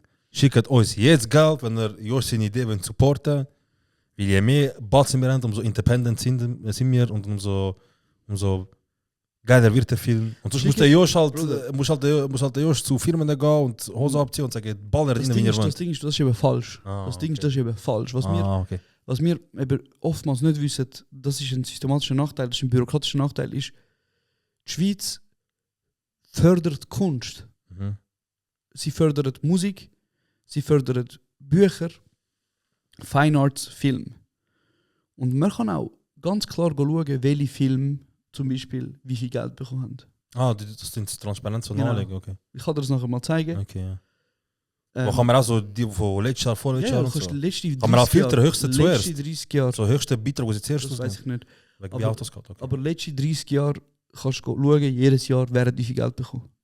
Direkt abchecken. Von welcher Stiftung. Direkt abchecken. Und das Interessante an dem Ganzen ist ja nicht, ich gönne jedem. Das Interessante ist eher, wenn ich sehe, dass gewisse Filme 800'000-900'000 Franken bekommen vom Schweizer Bund und ich keine Ahnung habe, dass der Film existiert. Schon heftig. Ich als Filminteressierter sogar. Dann frage ich mich, was ist schiefgelaufen, Bro? Und Vielleicht ist es nicht für dich bestimmt gewesen, du bist vielleicht eine Zielgruppe. In der Schweiz, und das würde ich genau sagen, in der Schweiz haben wir das Problem, Schweizer Film wird nicht für Schweizer gemacht. Sondern? Für Festivals, für Ausland, für Arthouse. Aha, so nicht so zum, also nicht zum Kinokultur in der Schweiz fördern und so quasi. Genau. Ja. Wir investieren das Geld in Film, wo halt nachher an Festivals laufen, wo im Ausland laufen. Ja, also die Schweiz macht so, wenn wir Film machen, wir machen so krass, dass eben die Leute nicht checken, aber es ist Kunst. Ich glaube, die Schweiz versucht, hat sich wie so entschieden, Arthouse-Film machen, weil wir uns nicht vergleichen mit Filmen, die in der Schweiz gut laufen. Ja. Also du kannst nicht, wenn du einen Film machst, wo du in der gleichen Woche rausbringst, wie zum Beispiel ein Avatar-Film, dann kannst du schauen, Avatar macht 500'000 Kinobesuche. Ja. Und ein Schweizer Kommerzfilm macht 20'000 Kinobesuche in der gleichen Zeit. Ja. Dann haben wir einfach ein Problem. Ja, 100%. Oder? Aber ist es auch richtig, sich mit der grossen messen? Mit so einem Avatar zum Beispiel? Warum nicht? Weil vielleicht Avatar so eine riesige Franchise mittlerweile, also einfach so eine riesige Brand ist, mit irgendwie 7 Teilen und auf der Welt schon so ein Ansehen hat. Also, look, die 4, ich sage jetzt mal 4, 5 erfolgreichste Schweizer Filme. Ja. Wenn man erfolgreich. Sorry, ich tue jetzt wieder mega das Thema in. Interessiert dich das wirklich? Ja, fix. Okay. Ich kann nur sagen, du hast gesagt, ich hole immer raus. Einfach das gesagt. Ja, du hast recht. Okay. Bro, die 4 erfolgreichsten Schweizer Filme, wenn wir nach Zahlen gehen, sind die Schweizer. Die Schweizer Macher. Warte, Ja. ist Stress in dabei? Was? Ist am Stress in dabei, wo er damit gemacht hat? Breakout? Ja. Nein. Schade, Mann. Schade. Okay, ja. Schweizer Macher? Ja. Die Herbstzeitlosen? Check ich nicht, kenn nicht, ja. Achtung, fertig, Charlie? Sagt mir irgendetwas, bin nicht sicher. Wie meinst du, sagt er irgendetwas? Achtung, fertig, Charlie? Sagt mir irgendetwas, ja. Der Film, wo der du ins Militär muss gehen Ja. und nachher ist er während seiner RS dort. Das ist Schweizer Kult, Bruder. Das haben wir als Kind geschaut. Eben, sagt mir Okay. Ja. Mein Name ist Eugen, Sagt mir etwas, ja. vom Eugen. Michi Steiner. Han, okay. 4 Pfadi-Jungs. König von der Lausbuben. Es sagt mir irgendetwas, ja, aber kenn nicht. Keiner von diesen Filmen ist ein Arthouse-Film. Keiner ist ein Festivalfilm. So deep und so dies und das. Einfach Von mir, gemacht. es kann deep sein, aber es ist ein Film, der halt für die Schweiz gemacht worden ist. Okay. Ja. Keiner interessiert. Was läuft? Manchmal, liebe Leute, wir haben da so eine riesige Aussicht. Ja, das stimmt. Wir sehen den Vierwaldstättersee, wir sehen die Schweizer Berge, Rigi. alles Mögliche. Und es ist jetzt gerade so am Dunkel werden, so dunkel quasi. Und manchmal sind nicht auf dem Bergspitz, so Eislicht am Blinken, so checken der, weißt du wieso? Du schaust, wenn es dunkel wird, schaust du ein bisschen bei den Häusern und bei der Welt und bei den Bergen und dann siehst du so, da hat es 3-4 Lichter, weißt du, bist du da, weißt du. Und ich sehe die ganze Zeit oben Eis, Bruder, die ganze Zeit am Licht und ich so, Alter, dort oben ist sogar jemand, ja. Und das flasht mich ein bisschen, ja. Ja, auf jeden Fall, was ich sagen ist, Keiner von diesen Filmen, also die haben alle funktioniert, weil es, weil es Themen sind, die uns Schweizer interessiert haben. ja. Aber haben alle sich auch zum Beispiel über Schweiz lustig gemacht, wie zum Beispiel Bonjour Ticino. Gute Frage. Ich würde sagen, Achtung, fertig, Charlie hat sich sehr fest über Schweiz lustig gemacht. Und zwar, dass wir das Militär, Wegen Militär, dass wir ja. eine Pflicht haben, ins Militär zu gehen. Ja, Bro, mein Name ist Eugen, hat sich irgendwo durch lustig gemacht über unsere Pfadi-Kultur. ja. Ja, Die Schweizer Macher hat sich lustig gemacht über unsere Migrationspolitik. okay. Also man zeigt Sachen von der Schweiz auf und tut es ein bisschen so mit Humor verpacken. Also, Genau. okay. Und ich würde behaupten, wenn wir einen Film würden machen, wo ein bisschen unsere Kenneck-Jugend abholt. Was wäre Ja. ein Film, wo ein Verein oder einfach eine Gemeinschaft etwas wird mieten, Mhm. ein Areal, ein Grundstück, ein Areal, eine Fabrik, irgendein Lager, auch ein grosser Raum, irgendetwas. Und sagt, wir wollen aus dem eine Moschee machen. Mhm. Und dann in der ganzen Nachbarschaft spricht das um, so Moschee, dies und das. Und dann so ein bisschen. Also ich merke, dir geht es ein bisschen um den Konflikt zwischen, ich sage jetzt mal, Fronten oder Konflikt zwischen. Ja, ich habe das Bevölkerung. Gefühl, das könnte nur lustig werden, nicht? Genau, also es gibt. Zum Beispiel die Franzosen sind uns in vielen Sachen voraus bei so Filmen. Ja, also mit dem Ding sind sie rausgeholt, die haben ihr Land abgesichert. Was? Für 50 Jahre 100%. Mindestens. Mit dem ziemlich besten Freund, der Intouchable. Ah ja. Mit dem, das ist cool jetzt geworden bei ihnen. Das Ja. kennt ihr jetzt. Aber sie haben 2014 einen Film rausgebracht, ich weiß nicht, Deutsch. Oder Lion. Ja. Monsieur Claude und seine Töchter. Sagt mir auch. Es gibt 4 Das ist nicht der Teile mit davon. dem Sniper, wo nachher eine Tochter war quasi das Waisenkind wird oder. Okay, nein. Ah, du meinst Leon der Profi? Ja, ja. Nein, nicht der. Monsieur Claude Ja, Claude! und seine Töchter geht um den Monsieur Claude und er hat 4 Töchter. Mhm. Und 3 von seinen Töchtern, eine ist verheiratet mit einem Jude, Mol! eine ist verheiratet mit einem Moslem Ja, und ja. eine mit einem Chines. Ja, stimmt, Mol. Sagt, Bro, jetzt wo du sagst, ich weiß, dass ich mir gesagt habe, ich wollte den Film mir unbedingt mal geben. Ja, fix. Und dann kommt die 4. Tochter Ja, und die 4. Tochter bringt den Schwarzen heim. ja. Und nachher. Der Vater soll ich alles Familie, verloren. ich habe alles verloren. Ja. Kein einziger Franzose habe ich heimgebracht. Und nachher die anderen 3, der Jude, Araber und der Chines, Ja. sagen, ey, bis jetzt ist gut gelaufen, der ist jetzt einer zu viel. Sogar sie sagen, jetzt Sogar. bist du gekommen, du hast übertrieben. Und sie versuchen quasi die Heirat von der letzten Tochter und dem schwarzen Mann Ja. verhindern. Auch der Chinesen und der Juden, die gehen Genau. nicht. Und das ist eben das Lustige, Oh mein Gott. es macht nicht die Art und Weise, also das ist nicht Peak Humor, der Ja, Film, ja. aber es macht sich nicht lustig und sagt, schau, der Franzose, schau, der Schweizer macht Ja, alles ja. falsch, sondern es zeigt auch, dass wir Kennex Ja, ja. Probleme haben. Bro. Ja, fix. Dass wir untereinander Stress machen, dass Ja, ja. wir auch rassistische Vorurteile Dass wir haben. auch rassistisch sind, ja. Weißt du, was ich fix. meine? Ja, ja. Und das ist eben so clever an dem Film. Das ist der Stuhl. Gewesen. Das ist so. Nein.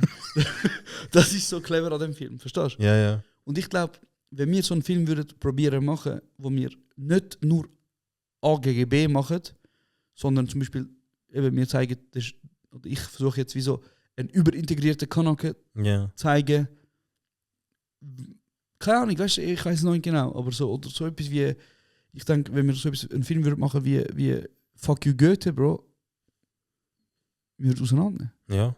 Oder, ja, fix 100 Pro, ja. Aber Würde eben, laufen. das sind so Gedanken, die ich mir länger mache. Ah, es wird schon laufen, ja, fix. Und das ist ein Vorsatz, dass ich das jetzt schreibe. Und ich habe ja auch einen Job jetzt abgelehnt. Shit, man. Wo? Ist egal, Bro. Okay. Wo mich auch gut abgesichert hätte, sage ich jetzt mal, Ja. aber mir auch den Hunger genommen hätte, Zum so etwas machen. um so etwas zu machen. Darum, Okay. Bro, ich gehe jetzt nochmal all in. Ich glaube, ich schreibe jetzt das. Ja. Und vielleicht sehen wir in 3 Jahren meinen Film im Kino. Und nachher, du schreibst das, nachher gehst du so, keine Ahnung, so Prime und Netflix anfragen. Nein, So. eben nicht. Ich habe einen Produzent, Ja. einer, der schon lange in der Schweiz Film macht. Einer, wo ja auch einen Namen hat, oder Ja, was? mhm. Okay. Und er hat mir wieso gesagt, ey, komm mit dem Film und wir gehen noch in die Förderung. Ja. Also du musst ein Dossier erstellen. Du musst schön dokumentieren, Alles schön wie es verlangt und so, ja. Genau. Und die Produktionsfirma hilft dir mit so Finanzierungsplan und Ja. so, wie du einen Businessplan machst. Ja, fix. Und du musst das vorlegen. Ja. Und das Komitee entscheidet dann, ob und wie viel Geld du bekommst. Und ich würde behaupten, Also du gehst zum Beispiel nicht an und sagst, das ist mein Film, ich brauche Minimum 1 Mil. du schreibst, je nachdem, in welchem Punkt du bist von deinem Buch. Zum Beispiel, es Ja. gibt Drehbuchförderung und es gibt Filmförderung. Ja. Du kannst theoretisch mit einem fertigen Drehbuch gehen und Finanzierungsplan und sagen, wir haben ausgerechnet, ich brauche 1,8 Millionen für den Film.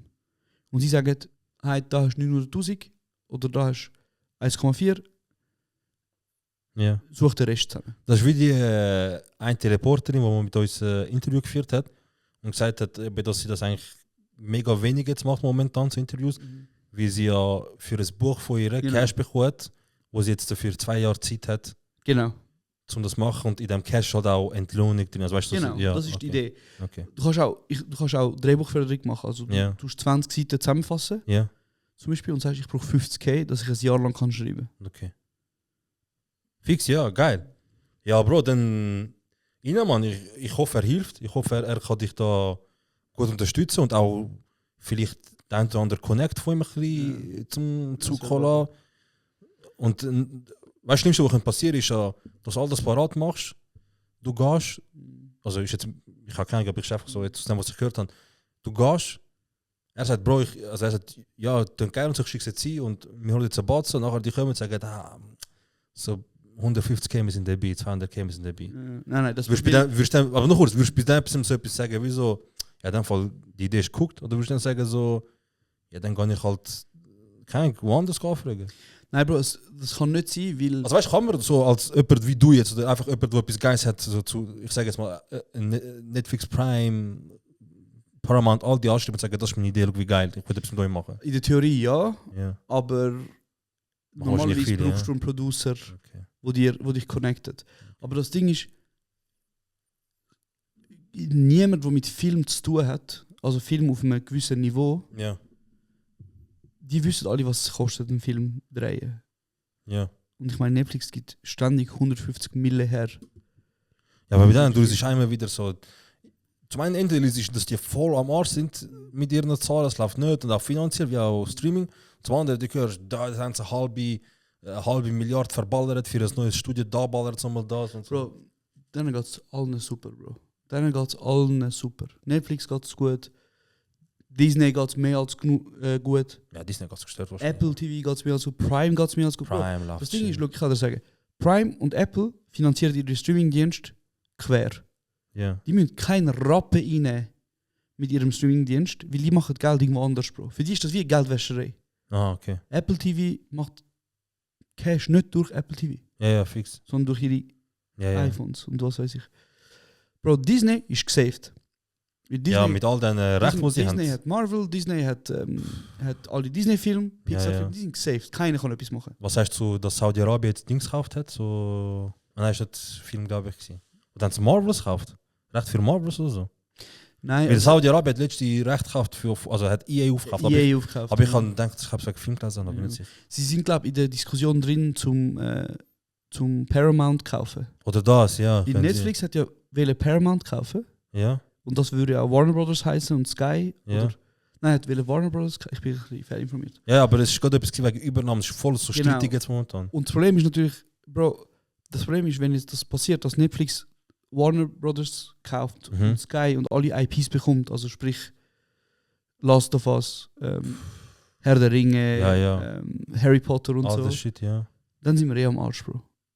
Weil der einzige Grund, warum Kino noch überlebt, ist, weil die Streamer noch sagen, komm, So, der kann ja noch. den könnt ihr noch haben im Kino. So, der ist okay. Ja, weil es macht schon Sinn, weil wenn du so überlegst, ist ja Kino eigentlich etwas für sie, wo Konkurrenz ist blöd. Absolut, ja, Ja. ja. Und Disney macht es jetzt so, dass sie ihre Filme ins Kino bringen Ja. und du weißt, 2 Monate Sorry, später, ich lasse nicht so, ja. du weißt, 2 Monate später sind die sowieso nachher auf Disney Plus. Darum gehen auch weniger Leute ins Kino, Ja. oder? Und das gleiche, Netflix hat jetzt ständig Filme rausgebracht, wo sie eigentlich Vertraggebrauch gemacht haben. Sie haben erst einen Vertrag gehabt mit den Schauspielern, Ja, dass der Film ins Kino kommt und erst nach 2 Monaten auf Netflix. ja. Und sie bringen ihn raus, nach 1 Woche ist er schon auf Netflix. Und das kannst du nicht, die anderen, die das gemacht haben, können nicht verklagen uns. Oder wollen sie einfach nicht es juckt vergeben. sie einfach nicht, Bro. Ah, Es juckt okay. sie einfach nicht, Bro. Okay. Weil sie Schade. sagen einfach, die 20 Schutz gibst du mir lieber mir, da hast du 1 Monat lang Film. Ja, fix. Krank, korrupte Welt, man. Das Dort, ist hè? schlimm. Aber zum auf das zurückkommen, jeder, der mit Film schafft, weiß, was Film kostet. Ein Mhm. Film in der Schweiz kostet halt zwischen 1,5 und 4 Millionen. Und das ist auch, weil halt alle Löhne gezahlt werden. Das heißt, wenn jetzt eine grosse Bude sagt, also komm, ich nehme die Idee an, Mhm. aber du hast nur 300'000, Mhm. dann machen sie irgendetwas falsch, weil Leute werden müssen Überstunden machen, wie blöd. Ja, ja. Leute werden unbezahlt sein. Fix. Und die Schweiz schützt das ja wie ein bisschen. Und Ja, sagt ja. so, Ja, nein, ja. das kostet halt so viel und das muss man auch zahlen. Okay, okay. Ja. Ja, easy, ja. Äh, Schau, wie es kommt, Bro. Schau, wie es kommt. Also, es klingt ja schon mal vielversprechend, dass einer hast mit Connections. aber eben, es ist ein Prozess, der 3 Jahre geht, Bro, mal schauen. Vielleicht, Also, wenn du dich so anmeldest mit dem Film und dass du Finanzierung brauchst und so, die haben 3 Jahre bis antwortet, oder was? nein, aber weißt du, das Drehbuch schreiben Aha. geht zwischen, würde ich jetzt behaupten, zwischen einem Jahr oder ein halbes Jahr und einem Mhm. Jahr. Dann Wie viel sieht das aus, Drehbuch? Langfilm. So jetzt, wie du willst machen? Ich wollte dann 90 Minuten machen, es sind etwa 95 Seiten. Ah, okay. Genau, Casting-Prozess. Filmen geht vielleicht zwischen 2 und 3 Monaten. Ja, Post-Production geht ein halbes Jahr bis ein Jahr. Also Ja. es rechnet sich halt. okay. Es hat jetzt gerade, Yvonne Eisering hat gerade einen Film rausgebracht. Ja, Love Roulette. ja, das habe ich gesehen, ja. Den haben sie innerhalb von einem Jahr finanziert, geschrieben und rausgebracht. Das ist, Ah ja, Krasse sportlich in dem Fall. Krasse Wenn das so viel ist, ist es sportlich. das ist eine krasse Leistung. Ich weiß nicht, wie Sie- lange sie schon das Drehbuch geschrieben hat, aber es ist eine krasse Aber das heisst, die haben da wahrscheinlich am Tag X, wo sie gewusst haben, sie machen, das haben sie auch gut auf Kinosaal geschrieben und so, weil das ist im Jahr, weißt du? So. Das ist eben, ich weiß nicht genau, wie sie es gemacht haben, aber es ist heavy Leistung. Heftig, heftig. Respekt, mad Respekt. Genau, und zum Abschluss von dem Thema, nachher darfst du gerne auch von deinem Vorsatz erzählen. Danke, Mann. Danke, Wollte ich nur noch schnell sagen, kennst du den Film Moonlight? Mann. Bro, erzähl mir, um was geht. Ich will nicht spoilern, aber Aha. auf dem Cover ist ein schwarzer Bub mit so violette Farbe im Gesicht. Violette Lichter im Gesicht. Irgendetwas sagt mir das. Ist das der, wo... Mit Ist dem, es, mit dem Mahashara Ali. ist es der geschrieben Hauptrolle. von dem Kyle Peel-Typ da? Kill Ist Bill? Nein, es ein vom- Horrorfilm da? Nein, du meinst Get Out. Ah, genau. Nein, dann... Das ist vom Film, ich sehe das immer wieder, das Foto. Krass, ja, nein, Moonlight. Moonlight, sage ich nicht. Moonlight hat einen Oscar gewonnen für den besten Film, das ist die Königsklasse. Ja. Mit einem Budget von 1,4 Millionen. Krass. Ja, ich habe jetzt auch auf Insta gesehen, so jemand hat irgend so ein Meme, das mich geliked hat, Mhm. so, also vorher hat so Dings gemacht, so Top 10 Low-Budget-Film, Mhm. wo nachher halt gestört eingeschlagen haben. Ja. Nachher ist halt der Classic so Paranormal Activity ist vorgekommen. Ja, Whiplash ist Whiplash ist dabei, reingekommen, Anora ja. ist wahrscheinlich dabei gewesen. Ja, ja, voll. Und ich so, Alter. Und dann habe ich geschaut, der letzte, die aktuellste, aber vielleicht haben sie es nicht, Mhm. Whiplash ist in dem Fall recht neu, weil auf der Auflistung ist der aktuellste einfach Paranormal Activity gewesen, weißt du, vom Jahr her. Ich so, vielleicht ist einfach heutzutage immer so einfach so... ist 2009 rausgekommen. Ja. Das ist ein Low-Budget-Horrorfilm. Hat 72'000 gekostet. Ja. Hat aber mehrere Millionen. Bro, hunderte Millionen. Aber schon einfach. Ja, ja, und deswegen habe ich wie so gedacht, ich so, dann fast das eher ein Ding, das früher möglich war, wie heutzutage Nein. ist vielleicht nicht. Also Horrorfilme sind halt einfach günstig zu machen. Vor allem so ein Film wie Ja, musst einmal so Activity. alle 5 Minuten. Einen Stuhl bewegen und alle. Nein, aber ich wollte damit sagen, wir haben ja die gleichen Budgets, wie zum Beispiel Moonlight gehabt. Mhm. Und Moonlight hat wirklich den besten Film gewonnen. Das ist Ja, der ja. günstigste Film, der jemals Best Film Ah, gewonnen hat. was? Krass. Mit 1,5 Millionen, Bro. Also zum Gestört. Frage beantworten, ist es internationaler Vergleich, ist es dumm oder nicht? Ich würde behaupten, nein. Ja. Krass. Dein Nicht schlecht. Vorsatz. Jetzt versuche nicht zu viel auszuholen. Oh, okay, sorry, ich versuche mich kurz zu behalten, Mann. Scheiße. mein Vorsatz, also erstens, ich würde auch unbedingt würde ich so gesünder leben. Mhm. Ich weiß nicht, ob das ein Ding ist, ob das so ein Ding ist so von 30. Mhm. So, weil bis 30 du ballerst einfach so, du gehst Ausgang essen, scheißegal. Du gehst, Bro, wir sind in den Ausgang gegangen, so mit Dings, mit 24, 23. Samstagabend, Bro, voll geschlossen, am 7, 8 Uhr morgen daheim gewesen. Dann haben wir uns um 2 im BK getroffen, zum 2 mit Mittagessen und Das so. ist wild gewesen, ja. Und jetzt eben, ich will auch gesünder leben, das heißt auf meine Ernährung achten, ich will schauen, was ich esse, ich will gesund essen. Weil vor allem auch, das ist auch ein Fakt, Bro, das kommt halt auch von mir. Okay, kannst ernst nehmen, wie du willst, aber es ist einfach so, ein Großteil von deiner Psyche hängt auch von deinem Darm ab. Mhm. So, was du dir gibst, was du isst, und wenn du halt nur Scheiße isst, geht es halt auch nur Scheiße. Mhm. Und wenn du schaust, dass du gut isst, dann geht es halt auch gut. Oder tendenziell eher gut. Mhm. Und sicher mal gesünder leben. Das heißt, vielleicht können wir mal zusammen etwas anfangen, starten, Bro. Vielleicht können wir wieder mal Felix schreiben. Und zusammen etwas mit dem Felix machen. Und, Ja, okay. Bro, Und, ja. Schlaf. Ja, schlafst du Ein auch Schlafrhythmus wäre auch, hat auch sehr viel damit zu tun. Ja. Und halt nicht am 3 Uhr schlafen und am 9 Uhr aufstehen. So. Ja, ja, also, Ich sage einfach allgemein. ja, allgemein so. Mhm. Gesünder leben, das heißt aber auch eben so, ich will Gott wegen meinem Hobby. So, ich will Gott wegen irgendwie Also ich jetzt anfangen zu streamen. ja, aber ein gesundes Hobby auch noch. Ja. Weißt du, ich suche nicht. Ich habe überlegt, so, was könnte ich machen und ich habe mega Lust auf Shooten, so Fußball, weil ich liebe Fußball. Mhm. Es wird halt einfach absolut, wie ich es gerne mache und nicht, also weißt, ich werde nicht dort etwas reissen und so, weil ich bin jetzt Ja. auch 32 geboren, Fußball erreicht sind Zenit mit keine Ahnung, 34, also mit 34 ist fertig so. Das Wort ist nicht in meinem Wortschatz. Zenit? Ja. Okay. Eigentlich ja, auf jeden Fall, es wäre mehr für den Applaus so. Aber letztendlich ich überlege auch, weil es haben auch schon ein, zwei Kollegen gesagt, sie machen das und es wäre doch cool, wenn ich auch mitkomme und so. So irgendwas mit Kampfsport vielleicht, so in die Richtung. Auf jeden Fall, das wäre sicher ein Vorsatz.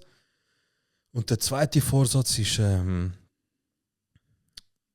soll ich das sagen, der zweite wäre von mir so, ich würde allgemein, das ist jetzt ein bisschen verallgemeinert, ich kann nicht so fest Detail gehen, aber ich würde allgemein auch noch, also ich würde vorankommen im Leben. Checkst du? Also es ist so, oder verallgemeinert und so, ja logisch, jeder will vorankommen, aber ich würde so Schritt machen, ich würde vorankommen wieder mit dem, was wir machen, ich würde vorankommen mit mir selber, mit meiner Gesundheit, ich würde vorankommen mit meiner Leidenschaft, die ich kann, ich würde vorankommen. Ich finde einfach, Bro, ich finde echt krass, dass Leute zum Beispiel am Morgen um 5 Uhr joggen gehen. Mhm. Das ist etwas, wo du... Nicht anspornen, aber zum Beispiel einfach so, wenn, ich sehe einfach Leute raus, Bro, und ich denke mir einfach, den einfach Leben im Griff, Bro.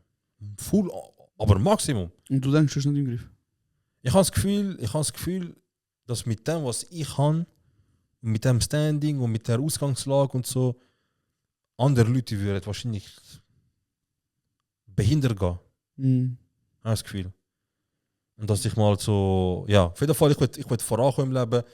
Ich weiß nicht, vielleicht kann ich ja, wenn wir Jahresrückblick machen, nächstes Jahr, kann mir ja wieso sagen, Bro, was sind unsere Vorsätze gewesen? Oder irgendwie über unsere Vorsätze reden und dann kann ich vielleicht ein paar Punkte aufzählen. Aber ich will einfach im Leben vorankommen. Nicht einfach, das heißt für mich nicht so weitermachen, wie es gehabt ist, oder einfach weitermachen, sondern wirklich vorankommen. Ich will wirklich Änderungen vorantreiben. Ich will wirklich mal, einfach vorankommen, einfach Sachen machen, ja. Ich weiß ein bisschen voll allgemein, aber ja, auf jeden Fall das. Und sonst,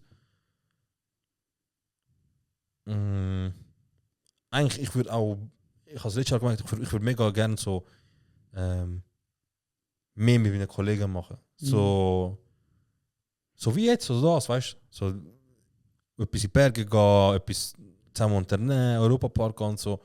Weil das, was wir halt alle befürchtet haben und was wir alle sowieso gesagt haben, in unserer Zeit während der Wege, ist halt eingetroffen. So, das ist, irgendwann mal wirst du älter, irgendwann mal lebst du dich auseinander, so blöd gesagt. Aber Also, es muss ja nicht immer sein, 3 Tage weg oder ein ganzes nein. Eben sagen, du kannst Tag auch weg. Europapark gehen zum Beispiel. Aber das ist auch wieder etwas, wo also weißt du, ich meine, man kann ja auch sagen, man kann Freundschaften pflegen, indem man sich vornimmt, man geht zusammen Mittagessen oder man geht zusammen einen Kaffee trinken. Ja, das ich aber, ich sehe, also das mache ich ja so oder so. Ich meine mehr so. Machst du das viel?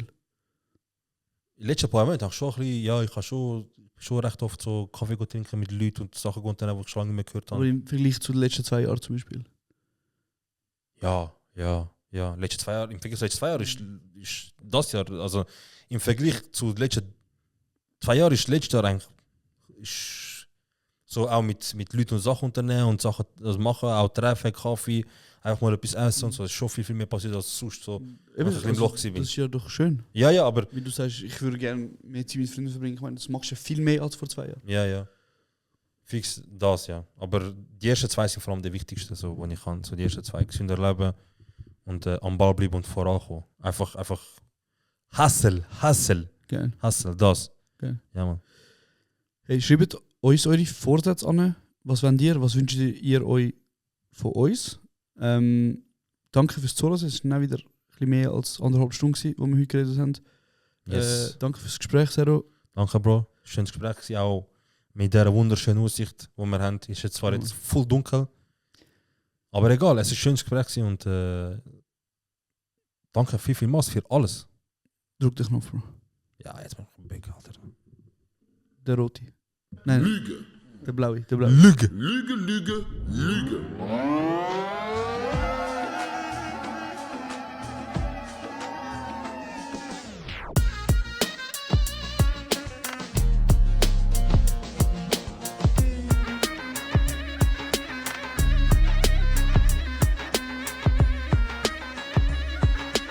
Das ist kurz und